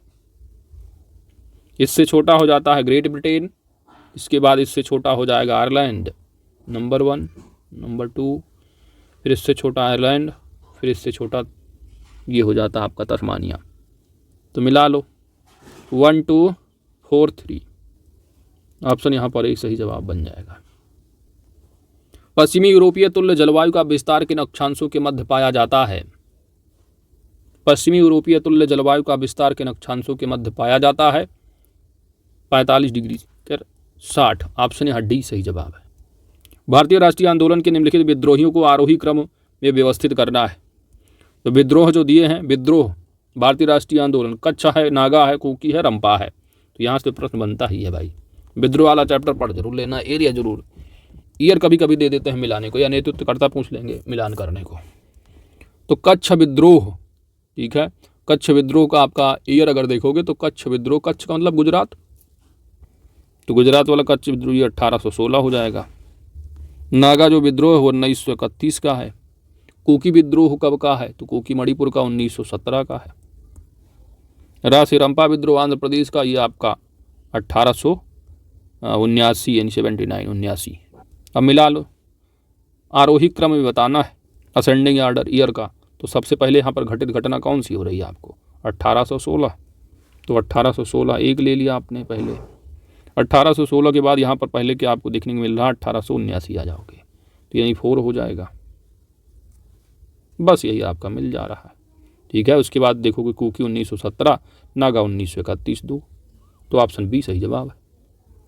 अगला है कि शाही नवसेना विद्रोह के संदर्भ में निम्नलिखित कथनों पर विचार करना। शाही नवसेना विद्रोह, पहला दिया है कि यह जो विद्रोह है ना फरवरी 1944 को हुआ था। तो जो शाही विद्रोह है, शाही नवसेना विद्रोह, यह फरवरी 1944 बता दिए रहे, ये रही गलत बता दिया, 1946 होना चाहिए था। तो पहला अपने आप में गया गलत, पहला कथन गलत। अगला है कि जो शाही नवसेना विद्रोह है इसको पंडित नेहरू और महात्मा गांधी द्वारा समाप्त कराया गया था। तो पंडित नेहरू और गांधी द्वारा समाप्त नहीं करवाया गया था, बल्कि इस आंदोलन का समाप्त जो करवाया जाना रहा वो पंडित नेहरू नहीं, सरदार वल्लभ भाई पटेल प्लस मोहम्मद अली जिन्ना। तो शाही नवसेना विद्रोह फरवरी 1944 में शुरू हुआ था और इस विद्रोह की जो शुरुआत है वह बम्बई में IS तलवार की सैनिकों द्वारा हड़ताल से शुरू हुआ था। धीरे धीरे यह विद्रोह कराची, अम्बाला, जबलपुर, मध्य प्रदेश तक पहुंच गया। चलिए आगे बढ़ते हैं। तो यहाँ पर आपका ना तो एक सही था ना तो दो, ऑप्शन डी सही जवाब। अगला है कि निम्नलिखित सामाजिक सुधार आंदोलनों को उनकी स्थापना के क्रम में व्यवस्थित करना है। पहला यहाँ पर दिया गया है धर्म सभा है। तो धर्म सभा की स्थापना कब हुई है? धर्म सभा की स्थापना 1830 में होती है। किसके द्वारा? राधाकांत देव, राधाकांत देव के द्वारा। वहीं पर देव समाज की स्थापना की जाती है 1887 ईस्वी में शिव नारायण अग्निहोत्री द्वारा, शिव नारायण अग्निहोत्री। मानव धर्म सभा की स्थापना होती है 1844 ईस्वी में। किसके द्वारा? तो 1844 में करते हैं दुर्गाराम मंछाराम मेहता, दुर्गाराम मंछाराम मेहता। साधारण ब्रह्म समाज की स्थापना की जाती है 1878 ईस्वी में, 1878 में। और किसके द्वारा? तो इसमें कई संस्थापक रहे, जैसे कि आनंद मोहन बोस हो गए, शिवनाथ शास्त्री हैं, द्वारकानाथ गांगुली, नगेंद्रनाथ चटर्जी आदि के द्वारा की गई थी। तो ईयर वाइज मिला लो फटाफट। सबसे पहले यहाँ पर आपको देखने को क्या मिल रहा है? 1830। तो धर्म सभा यहाँ पर पहले आ जाएगी। 1830 किसमें दिख रहा है? 30 के बाद आता 1844, यानी 4 नंबर आएगा, 4 नंबर। बस यही सब आपका बन जाएगा। फिर 4 78 आएगा, 78 में 3 हो जाएगा, फिर 87 आएगा। तो ऑप्शन डी आपका सही जवाब है। अगला है सुरेंद्र नाथ बनर्जी ने अपने निम्नलिखित में से किसे अपनी जाति का पिता कहा था? अपनी जाति का पिता किसे कहा था? सुरेंद्र नाथ बनर्जी ने। यहाँ पर आपका सही जवाब बनेगा हेनरी विवियन डिरोजियो होगा, ऑप्शन डी। कथन दिया है, कारण दिया है, मिलान करना है, बताना है कौन सा सही होगा कौन सा गलत होगा। कथन किया बताया है कि अहमदिया जो आंदोलन है इसके प्रवर्तक मिर्ज़ा गुलाम अहमद थे। तो अहमदिया आंदोलन की शुरुआत जो है पंजाब में हुई है, पंजाब में। और कब हुई है शुरुआत? और 1889 में। बात बिल्कुल सही, प्रवर्तक मिर्ज़ा गुलाम। कारण क्या रहा इस आंदोलन को शुरू करने का? कि इस आंदोलन ने जिहाद का समर्थन किया था। तो समर्थन तो कतई नहीं, विरोध किया था, विरोध। ठीक है। तो जो अहमदिया आंदोलन है की शुरुआत पंजाब में मिर्ज़ा गुलाम के द्वारा की गई थी। और इसकी शुरुआत पंजाब की गुरदासपुर से की गई थी। कब? अहमदिया आंदोलन 1889 ईस्वी में, 89। और यह जो आंदोलन है उदारवादी सिद्धांतों पर आधारित था। इस्लाम के सच्चे स्वरूप की पुनः स्थापना इस आंदोलन का मुख्य उद्देश्य था। इस आंदोलन ने जिहाद का विरोध किया था। तो दूसरा गया, पहला कथन सही, ऑप्शन सी सही जवाब। अगला है कि भारत में नियोजित अनियत मजदूरों के संदर्भ में निम्नलिखित कथनों पर विचार कीजिए। पहला है कि सभी अनियत मजदूर कर्मचारी भविष्य निधि सुरक्षा के हकदार हैं, पहला सही। सभी अनियत मजदूर नियमित कार्य समय एवं समयोपरि भुगतान के हकदार हैं। सरकार अधिसूचना के द्वारा यह निर्दिष्ट कर सकती है कि कोई प्रतिष्ठान या उद्योग केवल अपने बैंक खातों के माध्यम से मजदूरी का भुगतान करेगा, केवल अपने बैंक खातों के माध्यम से। तीनों बातें बिल्कुल सही हैं, ऑप्शन डी सही जवाब बन जाएगा। अगला है कंपनी के तुलन पत्र से। कंपनी के तुलन पत्र से मतलब क्या होगा? यहाँ पर तुलन पत्र अब समझ नहीं पा रहे हिंदी में, इंग्लिश में अगर समझोगे तो हिंदी वाले भी समझ जाएंगे। तुलन पत्र, बैलेंस शीट। हिंदी में वैसे इसका शुद्ध जो कॉमर्स वाले उसको पढ़ते हैं चिट्ठा। ठीक है, ये बैलेंस शीट है यहाँ पर। तो कंपनी की जो बैलेंस शीट है, बैलेंस यहाँ पर तुलन कर दिया ना, चिट्ठा। तो बैलेंस शीट जो है आपका तुलन पत्र, ये क्या है? तो कंपनी की लाभप्रदता की सीमा को आंकना संभव है कंपनी की बैलेंस शीट से। कंपनी की लाभप्रदता और आकार का निर्धारण करना संभव है। लाभप्रदता यानी लाभ को आप जान सकते हो, लाभप्रदता और आकार का निर्धारण कर सकते संभव है। यह भी गलत, यह भी गलत। कंपनी की परिसंपत्तियों, देयताओं के आकार और संगठन को बताना संभव है, तो यह बात बिल्कुल सही हो जाती है। कंपनी की परिसंपत्ति, ऋणों और मार्केट शेयरों को बताना संभव है, तो यह भी गलत है। तो बेसिकली क्या है, लाभ अगर लेना है आपको किसी कंपनी का तो प्रॉफिट एंड लॉस होता है, जिसको कि कंपनीज एक्ट 2013 आने के बाद उसको कहा जाता है income statement. Income statement profit and loss को बताता है। जबकि जो बैलेंस शीट है कंपनी की बैलेंस शीट जो बनती है, एक साइड आपको लायबिलिटीज़ मिलती हैं, दूसरी साइड असेट होती है। तो इसमें बहुत सारे हेड होते हैं। तो इक्विटी एंड लायबिलिटी होती है। इधर जो है असेट में देखेंगे तो करंट असेट होगी, वर्किंग कैपिटल होगी। तो इस तरह पूरा बना होता है बैलेंस शीट। तो आपको सिंपली आपको समझना है, कंपनी की बैलेंस शीट केवल और केवल कंपनी की वित्तीय स्थिति आप जो है उससे जान सकते हैं। तो सिंपली शॉर्ट में कहे तो कंपनी की वित्तीय स्थिति का स्नैपशॉट होता है। तो ऑप्शन सी सही जवाब यहाँ पर है। आगे बढ़ते हैं। निजीकरण की निम्नलिखित में से कौन सी रीति सर्वाधिक सर्वांगीण और परिपूर्ण है? निजीकरण, कौन सी रीति सर्वाधिक सर्वांगीण और परिपूर्ण है? तो निजीकरण जो होता है, प्राइवेटाइजेशन में क्या है, निजी क्षेत्र को जो है स्वामित्व और प्रबंध का हस्तांतरण कर दिया जाता है, सरकार उसमें कोई काम नहीं। ऑप्शन यहाँ पर डी सही जवाब बन जाएगा। अगला है आपका, भारत में तृतीयक क्षेत्र में सम्मिलित कौन से होंगे? तो प्राइमरी सेक्टर एग्रीकल्चर हो गया आपका। दूसरा जो सेक्टर होता है सेकेंडरी सेक्टर, सेकेंडरी में आप जानते हो मैन्युफैक्चरिंग का कार्य है, विनिर्माण का। तृतीय बेसिकली आपका सर्विस सेक्टर से संबंधित। तो यहाँ पर ऑप्शन क्या होगा सही जवाब आपका? व्यापार परिवहन आ जाएगा भाई। ट्रांसपोर्ट से क्या है, सर्विस ही देते हैं लोग। व्यापार कर रहे हो, कोई बिजनेस को कर रहे हो तो उसमें भी आ जाएगा सर्विस से संबंधित। वित्तीय वास्तविक स्थावर संपदा, तो कोई फाइनेंस सर्विस दे रहे हो आप तो वहाँ पर भी आपको सर्विस लेना है। स्थावर भी कर सकते हो। स्थावर संपदा मतलब जैसे एक लैंड हो गई, जमीन खरीदवा रहे, बेचवा रहे, उसमें कुछ सेवा प्रदान कर रहे हो तो उससे संबंधित आप लोगे टैक्स। वानिकी और मत्स्यिकी इसमें नहीं आएगा। एग्रीकल्चर पार्ट हो जाता तो यहाँ पर आपका बी 1 और 2 सही जवाब ऑप्शन पे। आगे देखो, फिस्कल, वित्तीय नीति का संबंध निम्नलिखित में से किससे है? तो फिस्कल जो नीति है मुख्यतः सरकार से संबंधित होती है। राजकोषीय नीति में सरकार की आय तथा व्यय से संबंधित जो है नीतियाँ शामिल होती है। पहला यहाँ पर दिया है फिस्कल नीति से कि मुद्रा की उस मात्रा से जो बैंक अर्थतंत्र में डालते, तो मुद्रा की उस मात्रा से जो बैंक वगैरह जो अर्थतंत्र में डालते हैं कि हमको इतना पैसा यहाँ मार्केट में लगा देना, इतना वहाँ लगा देना, तो मॉनेटरी पॉलिसी का वो टर्म आ जाता है। बैंक बनाती है कि इतना कैश की रिजर्व रेशियो रखना है, इतना तुम्हारा।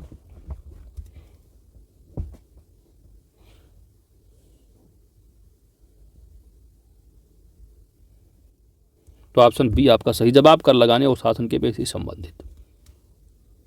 चलिए आगे बढ़ते हैं। अगला है भारतीय रेलवे के संदर्भ में निम्नलिखित कथनों में से कौन से कथन सही होंगे? पहला है कि 2023 तक 100% विद्युतीकरण का लक्ष्य प्राप्त करना भारतीय रेलवे का संदर्भ में। तो टारगेट तो है ही है, बात बिल्कुल सही हो जाती है। दूसरा है कि 30 तक क्या करना है? तो शून्य कार्बन उत्सर्जन नेटवर्क बनाना रेलवे को। दोनों बातें बिल्कुल सही, ऑप्शन सी सही जवाब है। अगला है कि अप्रत्यक्ष करों को प्रतिगामी कर व्यवस्था क्यों कहा जाता है? प्रतिगामी, तो कर में आप बहुत टर्म पढ़ते हो, एक होता है प्रगामी या प्रगतिशील, जो आपके एग्जाम में अक्सर पूछे जाते। एक हो जाता है आपका समानुपातिक,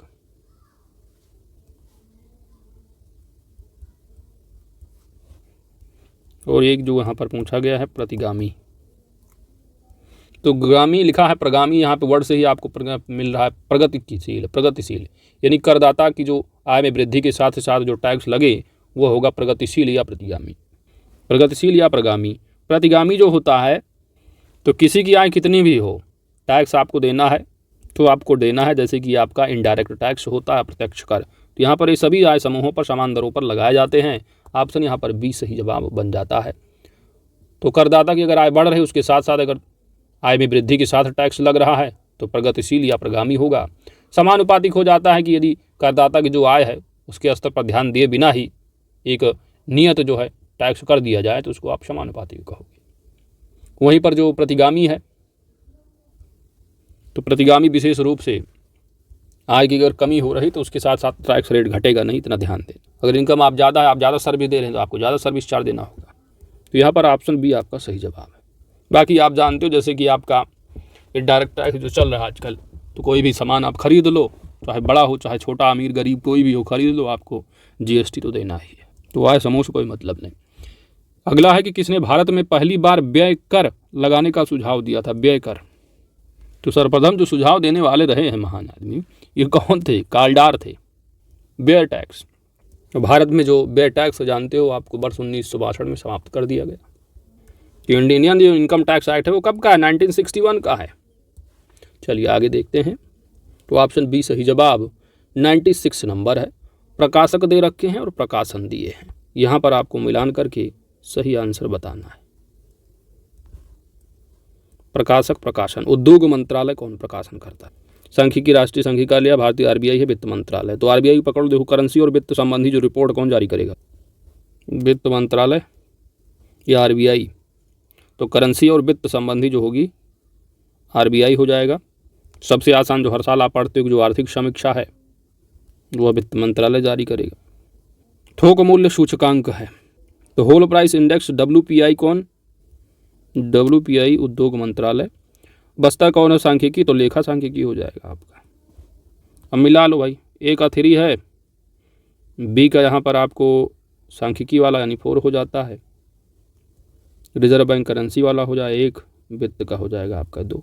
तो 3 4 1 2 3 4 1 2 3 4 1 2 कहाँ गया? Option B. अगला है कि भारत में निम्नलिखित 5 वर्षीय योजनाओं में किसका मुख्य ध्येय संपोषणीय वृद्धि था? कौन सी 5 वर्षीय योजना? संपोषणीय वृद्धि। सही जवाब बन जाएगा ऑप्शन डी 12वीं। और इसका जो कार्यकाल है 2012 से लेकर के 2017 तक था। 5वीं पंचवर्षीय योजना में बहुत सारे लक्ष्य रहे हैं, जैसे कि जो आपका सकल घरेलू उत्पाद है GDP, इसमें 8% जो है वास्तविक प्रतिशत की वास्तविक दर से जो है वृद्धि करना था। 4% की दर से कृषि की समृद्धि बनाए रखना है। वहीं पर कृषि में 4 हो गया। मैन्युफैक्चरिंग जो विनिर्माण समृद्धि, यहाँ 10% की बात की गई थी। उसके बाद प्रत्येक राज्य द्वारा 11वीं जो योजना की तुलना में 12वीं में अधिकांशता जो है उच्चतर औसत समृद्धि प्राप्त करना था। और 11वीं पंचवर्षीय योजना का 7 से 12 रहा टर्म। आगे बढ़ते हैं। अगला है 98 नंबर। निम्नलिखित कर्तव्यों में से कौन से एक का भारत के नियंत्रक एवं महालेखा परीक्षक द्वारा पालन नहीं किया जाता है? पहला है कि भारत की संचित निधि से होने वाले सभी व्ययों का लेखा परीक्षण करना, उनके संबंध में प्रतिवेदन प्रस्तुत करना। बिल्कुल सही। अकस्मात निधि और लोक लेखाओं से होने वाले सभी व्ययों की लेखा परीक्षा करना, उनके संबंध में प्रतिवेदन प्रस्तुत करना। सभी व्यापार, निर्माण, लाभ और हानि लेखाओं की लेखा परीक्षा करना, उनके संबंध में प्रतिवेदन प्रस्तुत करना। ऑप्शन डी दिया है कि सार्वजनिक धन की प्राप्ति और निर्गम का नियंत्रण करना और यह सुनिश्चित करना कि सार्वजनिक राजस्व राजकोष में जमा हो। तो आप जल्दी जल्दी पढ़ेंगे तो कहेंगे बिल्कुल सही है, लेकिन यहाँ पर नियंत्रण शब्द दे दिया आपको। तो सार्वजनिक जो धन की प्राप्ति है, निर्गम है, इस पर नियंत्रण करने के काम नहीं है, केवल उसकी आप परीक्षा करिए, नियंत्रण और तुलना मत करिए। कैग की रिपोर्ट आ रही, घपला हो गया ना, घोटाला हुआ बहुत बड़ा, आप सुनते हो, तो केवल उनका परीक्षण करना काम है, नियंत्रण नहीं धन की प्राप्ति निर्गम पर। ऑप्शन डी यहाँ गलत है, ऑप्शन डी सही जवाब है। अगला प्रश्न 99 है। निम्नलिखित अधिकारियों पर आपको विचार करना है और बताना है अगता क्रम में। अरे अगता का मतलब भाई सबसे ऊपर कौन होगा, उसके बाद नीचे पर कौन आएंगे। तो इन चारों में सबसे पहले यहाँ पर देखिए दिया है मंत्रिमंडल सचिव है, मुख्य निर्वाचन आयुक्त है, मुख्य न्यायाधीश है, संघीय मंत्रिमंडल सदस्य है, तो मुख्य न्यायाधीश तो नंबर 1 आएंगे। उसके बाद कैबिनेट वाले आ जाएंगे भैया, संघीय मंत्रिमंडल सदस्य, फिर निर्वाचन आयुक्त आ जाएंगे, फिर मंत्रिमंडल सचिव होंगे, कैबिनेट सेक्रेटरी, चौथे पर जाएंगे। अब बताओ मिला दो यहाँ पर, तो 4 3 1 2 4 3 1 2 कहीं दिख रहा आपको? तो 4 3 2 1 कहाँ आया? ऑप्शन सी सही जवाब है। आगे बढ़ते हैं। अगला है कि भारतीय संविधान के किस अनुच्छेद के अंतर्गत लोकसभा में अनुसूचित जातियों के आरक्षण का प्रावधान किया गया था? ऑप्शन यहाँ ए सही जवाब आर्टिकल 330 है। अगला प्रश्न है कि लोकसभा में अनुसूचित जनजातियों के लिए निम्न में से किस राज्य में सर्वाधिक आरक्षित सीटें? अनुसूचित जनजाति है, जनजाति एससी पूछते तो यूपी जाते आप, अनुसूचित जनजाति की बात की गई है, तो आपका सही जवाब बन जाएगा एमपी, मध्य प्रदेश। तो सर्वाधिक है जनजातियों की, है सर्वाधिक है कितनी? 10 20 15 ना, मात्र 6 सीटें सर्वाधिक है, 6 सीटें। वो यूपी में आप जानते हो 80 जब परसेंटेज हो 1% भी नहीं है जनसंख्या, तो सीट कहाँ होगी। तो परसेंटेज मात्र यूपी की जनसंख्या का मात्र 0.6 है, तो सीट यहाँ पर 0 है। बिहार में भी 0 है, एसटी की सीटें हैं। जबकि लोकसभा में गुजरात में चले जाओगे तो 4 सीटें आ जाएंगी। आगे, भारत में लोकसभा का स्पीकर अध्यक्ष मनोनीत किया जाता है, चयनित है, निर्वाचित है या नियुक्त है। तो संविधान का जो आर्टिकल नंबर 93 है, इसमें प्रोविज़न बताया गया है कि लोकसभा यथाशीघ्र अपने 2 सदस्यों अर्थात एक अध्यक्ष और उपाध्यक्ष चुनेगी। जब जब अध्यक्ष या उपाध्यक्ष का पद रिक्त होता है तब तब लोकसभा किसी अन्य सदस्य को यथास्थिति अध्यक्ष या उपाध्यक्ष चुनेगी, आर्टिकल नंबर 93 कहता है। तो बात अगर होगी तो क्या किया जाएगा, चयन किया जाएगा, चयनित किया जाता है। ऑप्शन यहाँ पर आपका बी सही जवाब बन जाएगा। जब इंग्लिश वाले आप पढ़ते हैं बेयर एक्ट, तो वहाँ पर आपको चूज शब्द लिखा हुआ मिलता है, चूज, ना कि इलेक्ट, चूज होगा। अगला है कि प्रथम अभिनेत्री जो राज्यसभा के लिए नामांकित की गई, नाम क्या होगा। तो पहली अभिनेत्री जो कि राज्यसभा के लिए नामांकित की गई थी, नाम क्या था उनका, नरगिस दत्त। ऑप्शन बी सही जवाब बन जाएगा। कब, 1980 से लेकर के मई 1981 तक।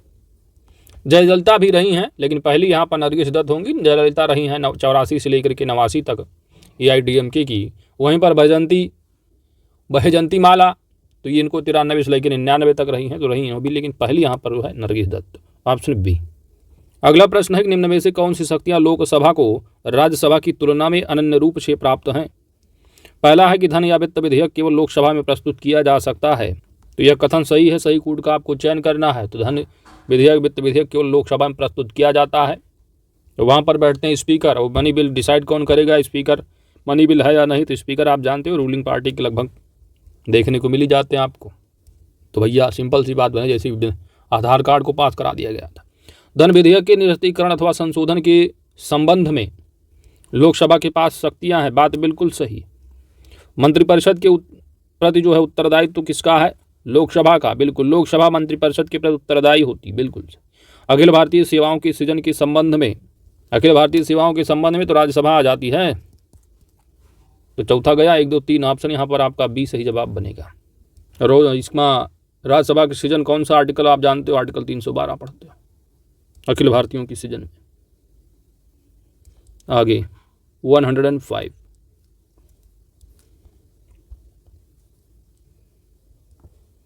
निम्नलिखित में से कौन राज्यसभा की एकांतिक शक्ति के अंतर्गत आता है, एकांतिक शक्ति के। नई अखिल भारतीय सेवाओं का सृजन, बात बिल्कुल सही है, राज्यसभा ही, आर्टिकल 312 है। अखिल भारतीय आप जानते हैं सर्विसेज 3 है, IAS IPS और इंडियन फॉरेस्ट सर्विसेज है, भारतीय वन सेवा। आगे बढ़ते हैं। अगला है कि अध्यक्ष सदन के किसी भी सदस्य को बोलने से रोक सकता है और अन्य किसी भी सदस्य को बोलने दे सकता है। यह घटना क्या कहलाती है, यह घटना क्या कहलाती है, यह घटना कहलाती है यील्डिंग द फ्लोर, बैठ जाना। ऑप्शन यहाँ पर आपका डी सही जवाब। अगला है कि सामान्य वित्तीय विधायन में चरण सम्मिलित हैं। पहला है बजट का प्रस्तुतिकरण, बात सही है। बजट पर चर्चा, यह भी सही है। विनियोग विधेयक को पारित करना, यह भी सही है। लेखानुदान सामान्य वित्तीय विधान का चरण में शामिल नहीं होगा, वित्तीय विधेयक को पारित करना, यह भी है। तो 1 2 3 4 5, तो यहाँ पर 4 नहीं होगा, तो 1 2 3 5 हो जाएगा, ऑप्शन डी। अगला प्रश्न है कि निम्नलिखित कथनों पर विचार कीजिए और कौन सा सही है बताइए। लिखा है कि हाइड्रोजन बम नाभिकीय संलयन सिद्धांत पर आधारित है। तो हाइड्रोजन बम नाभिकीय संलयन सिद्धांत पर है, बिल्कुल सही। एटम जो बम है ये नाभिकीय विखंडन की सिद्धांत पर है, बात दोनों सही, ऑप्शन डी सही जवाब। अगला है 109 नंबर, कांच दिए हैं और उपयोग दिए हैं, मिलान करके बताना है कौन सा सही होगा। पहला है फिलंट कांच। तो फिलंट कांच जो है कैमरा व दूरबीन लेंस में, सोडा जो कांच है ट्यूबलाइट व बोतल में, पायरेक्स कांच प्रयोगशाला उपकरण में, क्रुक्स कांच का उपयोग जो है आपको मिलता है पराबैंगनी किरणों से बचाने वाले लेंस में। ऑप्शन यहाँ पर ए सही जवाब बन जाएगा। अगला आपका है 110, निम्नलिखित युग्मों में से कौन सा सही सुमेलित नहीं है अर्थात गलत है। यहाँ पर आप पढ़ के समझ रहे हो कि यहाँ पर पुस्तकों के नाम दिए हैं, उनसे संबंधित लोग हैं, व्यक्तित्व हैं। पहला दिया हुआ है बी डी शावर की the Indian war of independence, उन्हीं की बिल्कुल सही है। आर.सी. मजूमदार की है द सिपाही म्यूटिनी एंड रिवोल्ट ऑफ 1857, यह भी सही है। राधा कमल मुखर्जी का अवध इन रिवोल्ट बताया जा रहा है 1857-58। तो अवध इन रिवोल्ट पुस्तक के लेखक जो है वो रुद्रांश मुखर्जी हैं, ना कि राधा कमल। यहाँ पर होता रुद्रांश मुखर्जी, रुद्रांश, तो रुद्रांश मुखर्जी है, ना कि राधा कमल, इसलिए सी यहाँ पर गलत है। S B. Chaudhuri civil rebellions in the Indian mutinies के लेखक हैं, यह भी सही है। ऑप्शन सी सही जवाब बन जाएगा। अगला प्रश्न है कि भारतीय राष्ट्रीय कांग्रेस से संबंधित निम्नलिखित घटनाओं पर विचार करना है। पहला यहाँ पर दिया है कि वर्ष 1929 का भारतीय राष्ट्रीय कांग्रेस का लाहौर अधिवेशन हुआ था। तो लाहौर अधिवेशन हुआ था 1929 का, बात बिल्कुल सही है। ऑप्शन यहाँ पर पहला जो दिया बिल्कुल सही कथन। गांधी इरविन पैक्ट दे रखा है, तो यह 5 मार्च 1931 का है। अच्छा, यहाँ पर घटनाओं का सही कालानुक्रम बताना है, ठीक है। 29 का ये हुआ, 31 का ये हुआ। भारतीय राष्ट्रीय कांग्रेस का कराची अधिवेशन कब का है? तो यह 26 से 31 मार्च 1931 के बीच है, क्योंकि 5 मार्च पहले आपको ये लेना है, फिर 26 से 31 मार्च ही आएगा 1931। यह तो वही है, लेकिन मंथ अलग अलग डिफरेंस है, तो इसलिए यहाँ पर बिल्कुल फैक्ट याद रखना है। राजगुरु भगत सिंह है ना, इन सबको सुखदेव को जो फांसी हुई थी वह 23 मार्च रही डेट, 23 मार्च। ईयर कौन सा रहा? 1931 ही रहा है। अब मिला लो, तो सबसे पहले यहाँ पर एक तो आएगा ही आएगा किसी भी हाल में, तो चाहे ऑप्शन ए हो या डी हो, बी और सी तो हो ही नहीं सकता। अब यहाँ पर 5 मार्च पहले आएगा कि 26 मार्च या 23, तो 5 मार्च पहले आएगा यानी दूसरा हो जाएगा। दूसरा यहाँ पर भी है, दूसरा यहाँ पर भी है। उसके बाद आपको 3 और 4 में देखना है, 26 पहले आएगा कि 23 मार्च पहले आएगा, तो 23 मार्च पहले आएगा यानी चौथा यहाँ पर पहले आ जाएगा, चौथा यहाँ पर भी। तो यही ऑप्शन आपका ही बिल्कुल सही जवाब बन जाएगा। अगला प्रश्न 112 नंबर है। सूची 1 सूची 2 को मिलान करना है। बटलर समिति रिपोर्ट, ये जो संबंधित रही भारतीय राज्यों और सर्वोच्च शक्ति के बीच संबंध से बटलर समिति। हार्टोग समिति रिपोर्ट संबंधित किससे रही? तो ब्रिटिश भारत में शिक्षा की अभिवृद्धि और प्रगति की संभावनाओं से संबंधित। इसके बाद हंटर जांच, तो जलियांवाला जो बाग हत्याकांड रहा 13 अप्रैल 1919, उसकी जांच के लिए रहा ये हंटर जांच। इसके बाद बचता है मुडीमैन समिति रिपोर्ट, जो कि मॉन्टेग्यू चेम्सफोर्ड समिति रिपोर्ट से संबंधित। अब यहाँ पर मिलान कर लो, ए का यहाँ पर 2 है, बी का 4 है, तो ऑप्शन यहाँ पर आपका डी सही जवाब बन जाएगा। ऑप्शन डी होगा सही जवाब। अगला प्रश्न नंबर है 113 की निम्नलिखित घटनाओं पर विचार कीजिए और इन्हें कालानुक्रम व्यवस्थित कीजिए। लाला हरदयाल द्वारा गदर पार्टी की स्थापना कब हुई है? तो गदर पार्टी की स्थापना 1913। गोपाल कृष्ण गोखले द्वारा सर्वेंट्स ऑफ इंडिया सोसाइटी की स्थापना कब हुई है? तो सर्वेंट्स ऑफ इंडिया सोसाइटी की स्थापना 1905। हिक्की के बंगाल गजट का जो प्रकाशन है वह कब हुआ? तो हिक्की यानी जेम्स जो ऑगस्टम हिक्की रहे 1780 में इनके द्वारा। सर विलियम्स जोन्स द्वारा बंगाल एशियाटिक सोसाइटी की स्थापना 1780। तो अब मिलान कर लो, हिक्की के बंगाल 1784, ठीक है 1784। तो बंगाल गजट कब रहा? 1780। अरे यार, और ये 1784 है बंगाल एशियाटिक सोसाइटी। तो अब मिलान कर लो आप, यहाँ पर सबसे पहले आएगा 1780 यानी तीसरा नंबर 1 होगा। इसके बाद 1780 के बाद क्या आ रहा है? 84 4 हो जाएगा। फिर 1905 है, फिर 13 यानी 2 पहले आएगा। उसके बाद आपका आ जाएगा 1। तो 3421 3421 कहाँ दिख रहा है आपको? ऑप्शन बी यहाँ सही जवाब बन जा रहा है। अगला है कि निम्नलिखित कथनों पर आपको विचार करना है। 1935 के भारत सरकार अधिनियम की कुछ विशेषताएं थीं। पहला है कि भारत सरकार अधिनियम जो 1935 राज्य के तहत गवर्नरी प्रांतों में द्वैध शासन की समाप्ति हुई, बात बिल्कुल सही है। गवर्नरों को विधायी क्रियाओं में निषेधाधिकार यानी वीटो की शक्ति या स्वयं द्वारा विधि बनाने का अधिकार मिल गया। दूसरा कथन भी सही है, पहला भी सही है।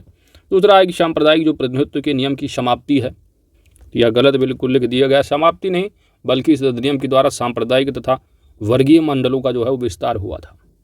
दूसरा तो अपने आप गलत गया, पहला और दूसरा सही होगा, 1 और 2 ऑप्शन बी सही जवाब। अगला है कि विनोबा भावे द्वारा भूदान आंदोलन कहाँ से प्रारंभ किया गया था? तो सही जवाब होगा तेलंगाना यानी पोचमपल्ली, ऑप्शन यहाँ पर ए सही जवाब बन जाएगा। और प्रथम भूदान श्री रामचंद्र रेड्डी द्वारा किया गया था। पहला जो भूदान रहा श्री रामचंद्र रेड्डी द्वारा। आगे बढ़ते हैं। अगला है कि सूची 1 सूची 2 का सही मिलान करना है और सही सहायता से आपको बताना है। पहला दिया है कि वन्यजीव संरक्षण अधिनियम 1986, तो यहाँ पर आपका ये पहले का जो है गलत होगा, क्योंकि वन्यजीव संरक्षण अधिनियम पर्यावरण तो 1986 का हो जाएगा और वन्यजीव हो जाएगा 1972 का। वन्यजीव अपराध नियंत्रण है, ये 2007 होगा। राष्ट्रीय वन रोपण पर्यावरण विकास बोर्ड 92। मिलान कर लो, ए का 2 होगा, बी का 1 होगा, सी का 3 है, डी का 4 है। 2 1 3 4 ऑप्शन बी सही जवाब बन जाएगा। बढ़ते हैं आगे। अगला 117 नंबर है और दर्रे दे रखे हैं और मिलान करना किसी स्टेट से संबंधित होंगे। पहला दिया हुआ है सेनकोट्टा दर्रा, पांगसांड है, डोंगिया है, तुजू दर्रा है। तुजू तो आप सीधे जानते भाई मणिपुर ले जाओगे। सेनकोट्टा कोट्टा कोट्टा केरल गया। पांगसांड दर्रा है, ये आपका कहाँ पड़ता है? अरुणाचल पड़ेगा। और बचेगा कौन सा दर्रा आपका? डोंकिया दर्रा पड़ रहा, ये सिक्किम होगा। अब मिलान कर लो, ए का यहाँ पर 3 हो जाएगा और बी का क्या है 1 है, सी का 4 है और डी का यहाँ पर तुजू मणिपुर यानी 2 होगा। 3 1 4 2 कहाँ दिख रहा है आपको? 3 1 4 2 ऑप्शन सी सही जवाब। आगे बढ़ते हैं। 18 नंबर है, यहाँ पर भी आपको दर्रा बताना है, मिलान करना है। नीति के लिए आप उत्तराखंड जाओगे, बड़ा लाचा है, तो बड़ा लाचाला दर्रा आपका पड़ेगा हिमाचल में। पाल घाट थाल घाट है ना, पाल घाट के लिए आप जाओगे केरल और थाल के लिए महाराष्ट्र। क्या हो जाएगा आपका? 3 4 1 2। तो 3 4 1 2 आपको ऑप्शन डी में दिख रहा है, ऑप्शन डी सही जवाब बन जाएगा। तो ऑप्शन डी यहाँ पर आपका सही। 119 भी आपको सम्मिलित करना, कार्यक्रम दिए हैं और किस वर्ष में प्रारंभ यहाँ पर मिलान करना। पहला दिया है स्वर्ण जयंती ग्राम स्वरोजगार योजना है, तो स्वर्ण जयंती ग्राम स्वरोजगार योजना कब की है? 99। शहरी ग्राम, तो शहरी रोजगार योजना कब की हो जाएगी? शहरी वाली और पहले आ गई थी 97 में। जवाहर रोजगार योजना है 89 की होगी और राष्ट्रीय ग्रामीण स्वास्थ्य मिशन 2 मार्च। तो ए का 3 है, बी का 1 है, सी का 2 है, डी का 4 है। तो 3 1 2 4 ऑप्शन सी सही जवाब। प्रश्न संख्या है 120। भारत के राष्ट्रपति के संदर्भ में आपको विचार करना है निम्नलिखित कथनों पर। राष्ट्रपति, पहला है कि भारत के राष्ट्रपति पर महाअभियोग चलाने के लिए कम से कम 14 दिन पूर्व आप सूचना देना आवश्यक है आपको। तो महाअभियोग स्पीच यानी आपका इम्पीचमेंट महाभियोग का जो आर्टिकल कौन सा है? 61 है। तो 14 दिन पूर्व आप सूचना दे, तो बात बिल्कुल सही, बिल्कुल आवश्यक है। राष्ट्रपति पद का रिक्त स्थान 6 माह में भर लिया जाना चाहिए, तो यह बात बिल्कुल सही है, 6 महीने के अंदर भर लो। यदि भारत के राष्ट्रपति का पद रिक्त हो जाए और कोई उपराष्ट्रपति भी ना हो, तब सर्वोच्च न्यायालय का मुख्य न्यायाधीश कार्यवाहक राष्ट्रपति होगा, तो यह बात 100% तो ठीक है। तो पहला सही, दूसरा सही, तीसरा सही। चौथा देखो, भारतीय संविधान के 42वें संविधान संशोधन द्वारा राष्ट्रपति को कोई भी मामला मंत्रिपरिषद द्वारा पुनर्विचार के लिए भेजे जाने के लिए वापस भेजने का अधिकार दिया गया है। तो संविधान संशोधन तो रहा है लेकिन 42वां नहीं, 44वां रहा है। तो चौथा ऑप्शन अपने आप गलत, तो 1 2 और 3 ऑप्शन ए सही जवाब होगा। अगला आपका पल्लव कला। पल्लव कला का सही क्रम क्या होगा? तो पल्लव कला का सबसे पहले जो शैली रही है वो महेंद्र शैली रही है। महेंद्र शैली, तो महेंद्र शैली आपकी कब की? 610 से 640 ईस्वी। फिर जो है मामल्ला रहा, तो मामल्ल शैली 640 से शुरू करोगे 674 तक जाएगी। फिर राज सिंह शैली आती है और राज सिंह शैली 674 से लेकर के 800। इसके बाद नंदीवर्मन शैली, नंदीवर्मन कब तक रहे भाई, तो 800 900। अब कालानुक्रम सही देख लो, सबसे पहले कौन आए, महेंद्र। यम आर्यन, यम भार पहला महेंद्र है, तो महेंद्र बाहुबली पहले मतलब याद करो। तो यम तो महेंद्र, मामाली, राज सिंह और नंदीवर्मन। तो ऑप्शन यहाँ पर पहला आपका बिल्कुल सही जवाब बन जाएगा। 122 नंबर है, निम्नलिखित घटनाओं का कालानुक्रम व्यवस्थित करके आपको बताना है। शाही नवसेना विद्रोह अभी पढ़ के आ रहे हो, फरवरी 1946 का है, 1946।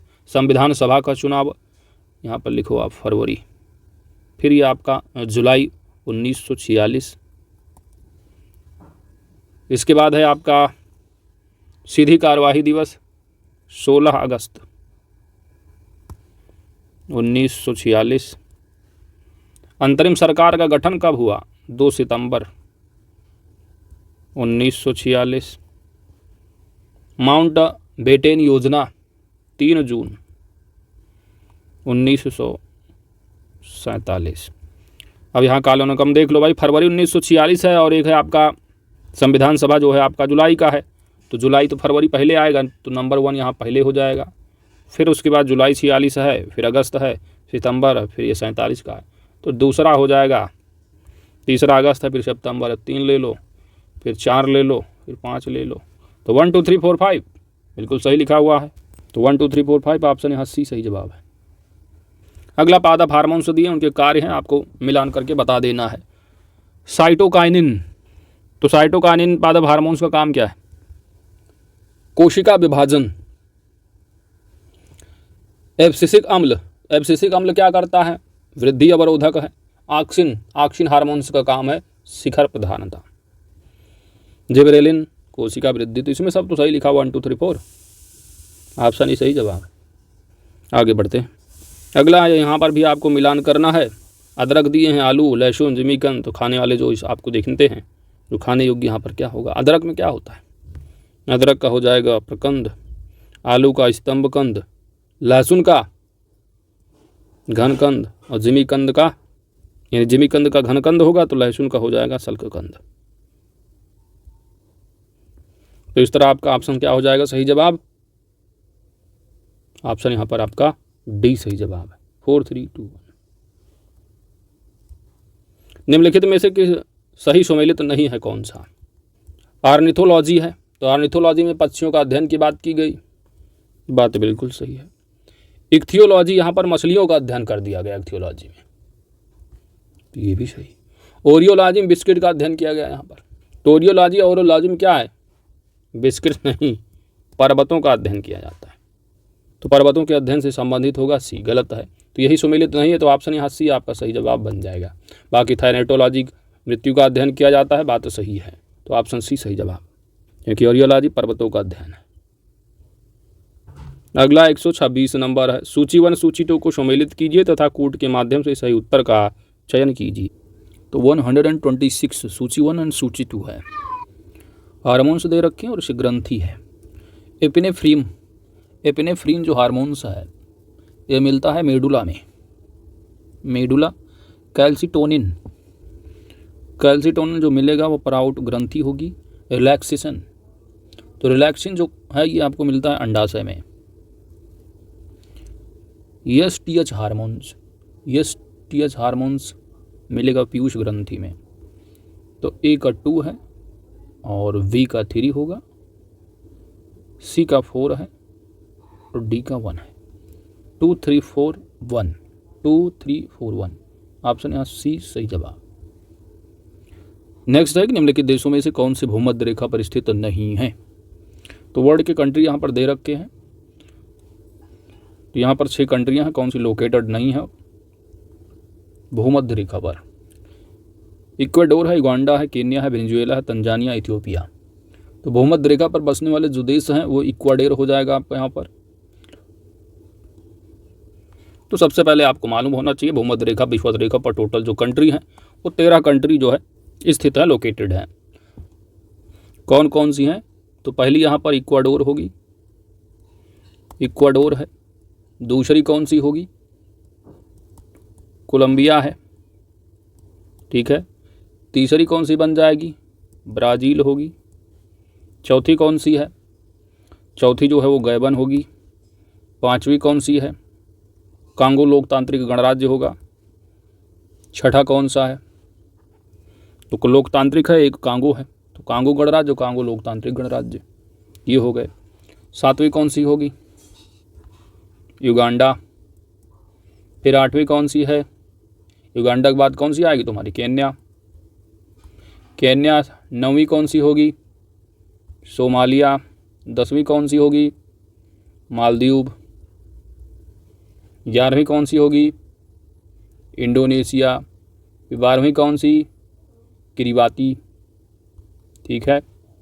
13वीं कौन सी होगी? साओ टोम और प्रिंसिप, साओ टोम और प्रिंसिप। यहाँ पर देख लो इक्वाडोर भी है, युगांडा भी है, केन्या भी है। तो यहाँ पर ये तीनों तो हैं, इक्वाडोर है, कोलंबिया है, ब्राज़ील है, गैबन है, कांगो लोकतांत्रिक गणराज्य, कांगो गणराज्य हो गया 6 है, युगांडा है, केन्या है, सोमालिया है, मालदीव है।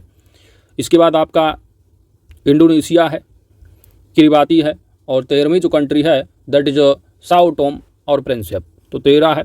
इसमें ना तो चौथी वेनेजुएला दिख रही, ना इथियोपिया है, ना तो तंजानिया है। तो यहाँ पर आपका ऑप्शन जो है 4, 5 ये नहीं है आपको। तो यहाँ पर अगर भूमध्य रेखा पर स्थित होता तो ऑप्शन डी होता, यहाँ पर नहीं है तो यानी 4, 5, 6 नहीं, ऑप्शन सी सही जवाब होगा। अगला प्रश्न 128।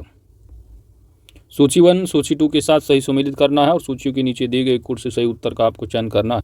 चलिए ऊपर है, मिला लीजिए आप। सूची 1, यहाँ पर दक्कन पास की बात की गई है, कोको स्टेट है, श्वेत समुद्रम परियोजना है। दक्षिण जो दक्कन जो पास है दक्षिण अंडमान और लघु अंडमान के मध्य होगा, तो एक यहाँ पर 2 हो गया। कोको स्टेट की अगर बात करोगे तो कोको स्टेट किसके किसके मध्य पड़ता है? तो म्यांमार व उत्तरी अंडमान के मध्य, तो बी का हो जाएगा 1। सेतु समुद्रम है, ये मन्नार की खाड़ी, मन्नार की जो खाड़ी है उसको पाक की खाड़ी से जोड़ता है सेतु समुद्रम, ठीक है, तो अगले पेज पर होगा। और जो लक्षद्वीप है, मिनिकॉय द्वीप, ये अलग करती है, 9 डिग्री चैनल है। तो आगे आइए देखते हैं।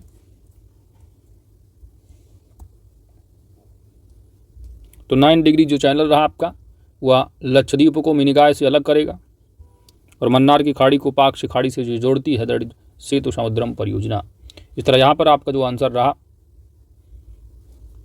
वह डी का यहाँ पर 3 बन रहा है और सी का 4 बन रहा है। तो यहाँ पर एग्जैक्ट जो आंसर रहा आपका वह बन जाएगा, सी का 4 है और डी का 3 है। ऑप्शन यहाँ पर आपका ये सही जवाब है। अगला प्रश्न 129 है। निम्नलिखित दर्रों को दक्षिण से उत्तर क्रम में, दक्षिण से उत्तर यानी मैपिंग करोगे तो ऊपर से नीचे से ऊपर की ओर जाओगे। नाथुला दर्ज सिक्किम में है, सिक्किम आपका सबसे ऊपर ही तो पड़ेगा। और भी देख लो, थाल घाट है, भोर है, पाल घाट। तो थाल और भोर आपके पड़ जाएंगे महाराष्ट्र और पाल घाट हो जाएगा केरल। तो दक्षिण से बढ़ोगे यानी केरल से स्टार्ट करोगे आप, तो 3 यहाँ पर पहले आना चाहिए। ए में भी है और बी में भी है। अब यहाँ आपका जो है पहले थाल आएगा, भोर आएगा, दोनों महाराष्ट्र में है। तो यहाँ पर आपका भोर घाट पहले आएगा, फिर ऊपर बढ़ेंगे थाल घाट आएगा, फिर सिक्किम जाएगा। तो कितना होगा आपका 3, 4, 2, 1 आपका सही जवाब बन जाएगा। ऑप्शन ए यहाँ पर एग्जैक्ट आंसर होगा। अगला है, निम्नलिखित में से कौन से देश सीरिया की सीमा को स्पर्श करते हैं? सीरिया की सीमा को, तो जो सीरिया की सीमा है उसके सीरिया की सीमा Israel, Lebanon, Iraq, Jordan, Egypt यानी मिस्र और तुर्की जिसका नाम अब हो गया है तुर्की। तो देख लो इसमें कौन सी कंट्री नहीं होगी। इजराइल से सीमा स्पर्श करेगी, बिल्कुल इजराइल हो जाए, मिस्र है, तुर्की है, सऊदी अरब यहाँ पर नहीं होगा। तो इजराइल यानी 1 to 4, 1 to 4 कहाँ दिख रहा है आपको? ऑप्शन सी सही जवाब। अगला प्रश्न 131 है।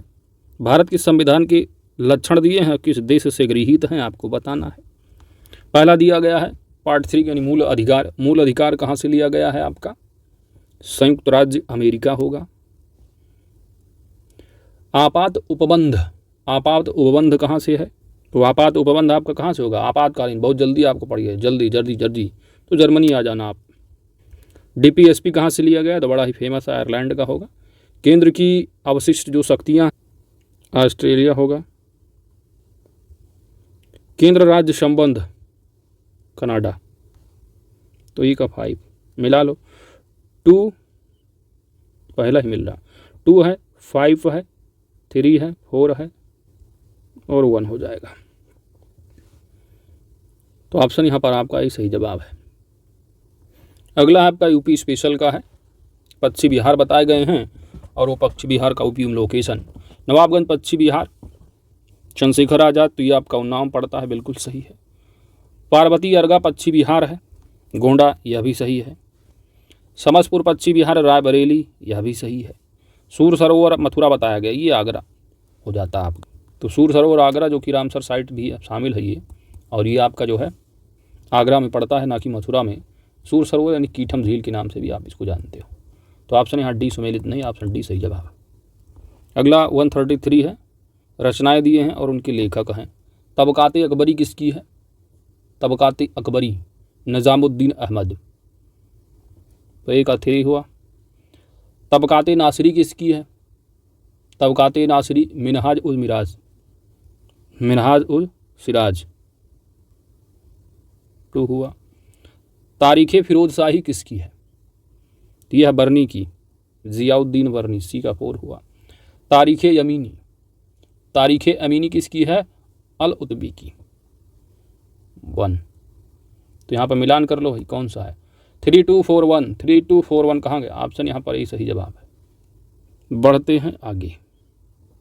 134, इसको भी मिलान करना। फल दिए हैं खाने योग्य भाग, तो सेब का जो खाने योग्य भाग होता है वह कौन सा है? पुष्पासन। नारियल, नारियल का कौन सा भाग खाते हो आप? नारियल का जो भ्रूणपोष होता है। काजू, काजू काजू, तो काजू का कौन सा है? पुष्पवृंत होगा। अनानास, तो अनानास का कौन सा भाग खाते हो? बचा ही परिदल पुंज। मिलान कर लो भाई, कौन सा सही जवाब बन जाएगा? 2413, 2413 ऑप्शन ए सही जवाब। निम्नलिखित में से कौन से पादप हार्मोन्स नहीं हैं? पहला दिया है एब्सिसिक एसिड। तो एब्सिसिक एसिड जो है एक पादप हार्मोन्स है और इसका जो कार्य है वह वृद्धिरोधक हार्मोन्स है, वृद्धिरोधक। फ्लोरेजेंस, ये भी पादप हार्मोन्स हो जाता है, ये फूल खिलाने में मदद करता है। ट्राउमैटिन, ट्राउमैटिन का काम होता है पौधों के जख्म भरना, तो ये भी आप पादप हार्मोन्स, ये भी हो गया, ये भी हो गया। थायरॉक्सिन, थायरॉक्सिन तो थायराइड ग्रंथ से स्रावित जंतु हार्मोन्स है, जंतु हार्मोन्स ना कि पादप है, तो ये वाला कट गया। और जिब्रेलिन्स जो है ये अंकुरण में सहायता करता है, ये हार्मोन्स, तो ये भी पादप हार्मोन्स है। तो 1, 2, 3 एंड 5, 1, 2, 3 एंड 5 यहाँ पर सही जवाब। अच्छा नहीं है पूछा है, तो यहाँ पर केवल और केवल आपका बी ऑप्शन सही जवाब। अगला है कि डबल डिप रिसेशन जो कहते हैं किससे? यहाँ पर आपका सही जवाब बन जाएगा मंदी के पश्चात थोड़े समय के लिए उत्थान, फिर तुरंत बाद पुनः मंदी आती है। अगला सूची 1 सूची 2 का मिलान करना है। जैवमंडल आगार दे रखे हैं, विश्व जैवमंडल आगार में शामिल कब हुए? तो नीलगिरी आपका सब, हाँ नीलगिरी यहाँ पर आपका सबसे पहले का है, यानी 2000 लोगे आप। नोकरेक 2009 में शामिल हुआ। पन्ना 2020 का, ग्रेट निकोबार 2013। तो ए का 2 है और बी का 1 है, सी का 4 है, तो 2413 बचा, तो डी का 3, तो 2143, 2143 ऑप्शन यहाँ डी सही जवाब है। डी आपका सही जवाब। अगला है कि निम्नांकित में कौन प्रस्थान त्रयी में सम्मिलित है? प्रस्थान त्रयी में, तो प्रस्थान त्रयी किसे कहा जाता है? उपनिषद है। दूसरा कौन सा होगा? ब्रह्म सूत्र है। तीसरा है भगवद गीता। तो ये जो है इन्हीं को वेदांत की प्रस्थान त्रयी कहा जाता है, क्योंकि ये वेदांत के सर्वप्रमुख ग्रंथ है, इसमें भागवत नहीं होगा। फिर ऑप्शन यहाँ पर आपका ही कट गया 1, तो सी बचा 2, 3, 4 ऑप्शन सी सही जवाब। अगला 139 है, 139। यहाँ पर भी आपको कोड का सही मिलान करना है, अगले पेज पर यहाँ पर दिया गया है। तो आइए देखते हैं, केस लॉ है, उनसे संबंधित मत हैं। यहाँ पर सबसे आसान आपको केशवानंद भारती बनाम केरल राज्य का दिख रहा है 1973 का। तो ये बेसिक स्ट्रक्चर की बात करता है मूल अधिकार को। तो संसद ऐसे मूल अधिकार को नहीं हटा सकती जो बुनियादी ढांचे का भाग है। तो सी का 3 तो आप मिला लिए।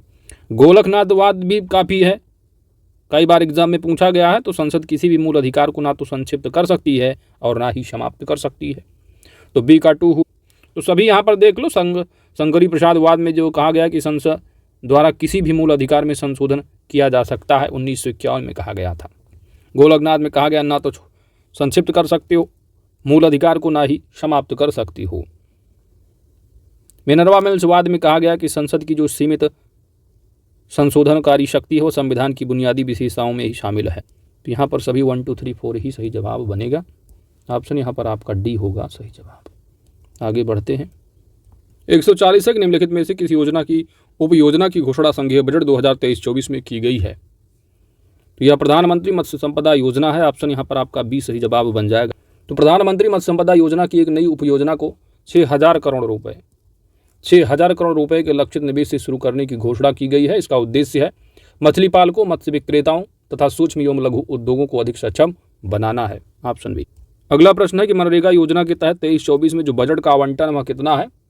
तो बजट का आवंटन जो राशि है वह 60,000 करोड़ रुपए है। ऑप्शन ए सही जवाब है। ये पिछला रहा है 22-23 का, 23-24 में कितना है।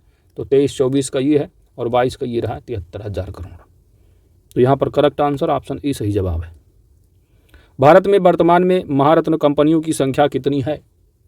तो भारत में वर्तमान में महारत्न कंपनियों की संख्या जो है 23 नवंबर 2022 तक जो डाटा अपडेटेड आपको बताता है कि वर्तमान में जो है वो आपको 12 महारत्न कंपनियां हैं, जबकि नवरत्न भी 12 ही है और मिनी रत्न की संख्या 74 है। तो एग्जैक्ट आंसर ऑप्शन बी सही जवाब है। भारत में वर्तमान में कितने क्षेत्रीय ग्रामीण बैंक हैं। तो आरआरबी की यहाँ पर बात की गई है। तो रीजनल रूरल बैंकों की संख्या वर्तमान में कितनी है। 43। ऑप्शन यहाँ पर ए सही जवाब है पूरे भारत में। आगे बढ़ते हैं। यूपी में आप जानते हो, पढ़ते हो, तो यूपी में 3 होते हैं। अगला है कि 1 फरवरी 2023 को केंद्रीय वित्त मंत्री निर्मला सीतारमण द्वारा कितने रुपए का बजट प्रस्तुत किया गया है। तो बजट का जो आकार है केंद्र का वह कितना है। तो एग्जैक्ट यहाँ पर आपको लगभग जो है कितना दिख रहा है 45.03 लाख करोड़ रुपए। अगला प्रश्न है कि कार्बन क्रेडिट के संबंध में निम्नलिखित में से कौन सा कथन सही नहीं है। कार्बन क्रेडिट, पहला कथन दिया है कि कार्बन क्रेडिट प्रणाली को क्योटो प्रोटोकॉल के संयोजन में संपुष्ट की गई थी। बिल्कुल सही है। कार्बन क्रेडिट उन देशों या समूहों को प्रदत्त की जाती है जो ग्रीन हाउस गैसों का उत्सर्जन घटाकर उसे उत्सर्जन अभ्यंश के नीचे ला चुके होते हैं। कार्बन क्रेडिट का लक्ष्य कार्बन डाइऑक्साइड उत्सर्जन में हो रही वृद्धि पर अंकुश लगाना होता है। अगला है कि जो कार्बन क्रेडिट का क्रय विक्रय है वो संयुक्त राष्ट्र पर्यावरण कार्यक्रम यानी UNEP united nation environment programme के द्वारा समय समय पर नियत मूल्यों के आधार पर किया जाता है। तो यहाँ पर यूएनईपी दिया जो कि गलत हो गया, क्योंकि वर्तमान में यूरोपीय एक्सचेंजों में वायदा अनुबंधों के तहत कार्बन क्रेडिट का जो है सक्रिय व्यापार किया जाता है। तो डी हो गया गलत, यूरोपीय एक्सचेंजों का। तो ऑप्शन डी ही यहाँ पर सही जवाब बन जाएगा। बढ़ते हैं आगे। 146 नीचे दिए गए घटनाओं को उनकी कालानुक्रम में व्यवस्थित करना है, सही उत्तर चुनना है। यहाँ पर वन्यजीव संरक्षण अधिनियम की अगर बात करोगे तो कब आया है। वन्यजीव संरक्षण अधिनियम है तो 1972 की बात करोगे। जैव विविधता अधिनियम है तो 2002 है। जैव विविधता दिवस आप जानते हो 22 मई को मनाते हो। इसके बाद है प्रोजेक्ट टाइगर है तो 1973 की बात करोगे। प्रोजेक्ट हाथी है 1992। तो मिला लो भाई कौन सा कब का। 1992 का ये हो गया, 73 का ये है अधिनियम, 72 का ये है और 2002 का ये है। तो 2002 तो लास्ट में जाएगा आपका जैव विविधता, यानी 2 लास्ट में चला जाएगा, ये लास्ट में आ रहा है। ऐसे भी मिला दोगे आप, कुछ भी नहीं मालूम चला जैव विविधता ही याद है तो। बाकी आपका वन्यजीव संरक्षण 72 पहले आएगा, फिर उसके बाद है आपका 3 प्रोजेक्ट 73 का, फिर उसके बाद 4 आएगा 92 का, फिर 2002 का। ऑप्शन बी यहाँ सही जवाब। अगला प्रश्न है कि नगोया के आईची में जैव विविधता के संरक्षण हेतु जो 10 वर्षीय रणनीति बनाई गई उसे आईची लक्ष्य के नाम से भी जाना जाता है। इसके अंतर्गत जिन लक्ष्यों को रखा गया है उनकी पहचान करनी है। नागोया यानी जापान, नागोया जापान में, तो इनके जापान की नागोया के बीच आईची में जैव विविधता संरक्षण 10 वर्षीय में लिए लक्ष्य के नाम से जाना जाता है। इसमें कौन कौन सा? तो जैव विविधता से प्राप्त लाभों को बढ़ाना है, जैव विविधता के क्षेत्र में क्षमता निर्माण करना, जैव विविधता के क्षरण को रोकना, सभी यहाँ पर सही जवाब होंगे। ऑप्शन डी यहाँ पर सही जवाब बन जाएगा। अगला है 148 है, यहाँ पर भी वही बात की गई है कालानुक्रम के। तो वन्यजीव सुरक्षा, सुरक्षा या संरक्षण 1900 क्या होगा यहाँ पर 72 होगा। वन संरक्षण अधिनियम है। एक है पर्यावरण संरक्षण 1986, यहाँ पर वन है, वन का 80 है 1980। वायु प्रदूषण निवारण नियंत्रण अधिनियम है, तो इस एक्टों को जरूर याद रखिएगा, इंपॉर्टेंट है आपके एग्जाम में। तो वायु प्रदूषण कब का है? 1981 का है। जल प्रदूषण कब का है? 1974 का है दोस्त, ठीक है। तो इसमें सबसे पहला आपको कौन सा दिख रहा है? 72, 1972, यानी एक पहले आना चाहिए। तो कुछ नहीं मालूम है आपको, एक ही पता है, तब तो आप नहीं कर पाएंगे, इसलिए एक्ट के ईयर जरूर याद रखिएगा संरक्षण। इसके बाद 72 के बाद फिर आएगा 74, यानी 4 आ जाएगा 74 का। इसके बाद आ जाता है आपका 80 है, 81 है, यानी 2 और 3 आ जाएगा, 2 है 3 है। ऑप्शन यहाँ पर आपका डी से जवाब बन जाएगा। अगला प्रश्न है कि हेमिस राष्ट्रीय उद्यान के संदर्भ में निम्नलिखित कथनों पर विचार करना है। हेमिस का लोकेशन कहाँ पर होगा? तो हेमिस जो है यह राज्य किस में होगा? यहाँ पर सिक्किम दे दिया, जो कि गलत हो गया, क्योंकि हेमिस जो है वो केंद्र शासित प्रदेश लद्दाख, तो पहला हो गया गलत। और ये लद्दाख में स्थित है, और ये उत्तर भारत जानते हो एक ही मात्र जो है हिमालय में स्थित राष्ट्रीय उद्यान है। यहाँ पर जो है हिम तेंदुओं की जो है वो उच्च सघनता पाई जाती है लद्दाख हेमिस में। तो दूसरा कथन जो है हेमिस के बारे में बिल्कुल सही है। तो पहला गलत, क्योंकि लोकेशन लद्दाख ने सिक्किम दे दिया, और दूसरा कथन अपने आप में सही है। ऑप्शन बी सही जवाब। अंतिम प्रश्न है दोस्तों, याकोहामा रणनीति तथा अधिक सुरक्षित संसार के लिए कार्य योजना जानी जाती है। याकोहामा रणनीति तथा अधिक सुरक्षित संसार के लिए कार्य योजना जो जानी जाती है वह किसके लिए? यहाँ पर आपका सही जवाब बन जाएगा प्राकृतिक आपदा न्यूनीकरण के लिए। प्राकृतिक आपदा न्यूनीकरण है, यहाँ पर खंड लिखा है न्यूनीकरण। ऑप्शन बी सही जवाब बन जाएगा। तो इन्हीं 150 प्रश्नों की श्रृंखला के साथ प्रैक्टिस सेट नंबर 2 आपका पूरा का पूरा कंप्लीट हो जाता है।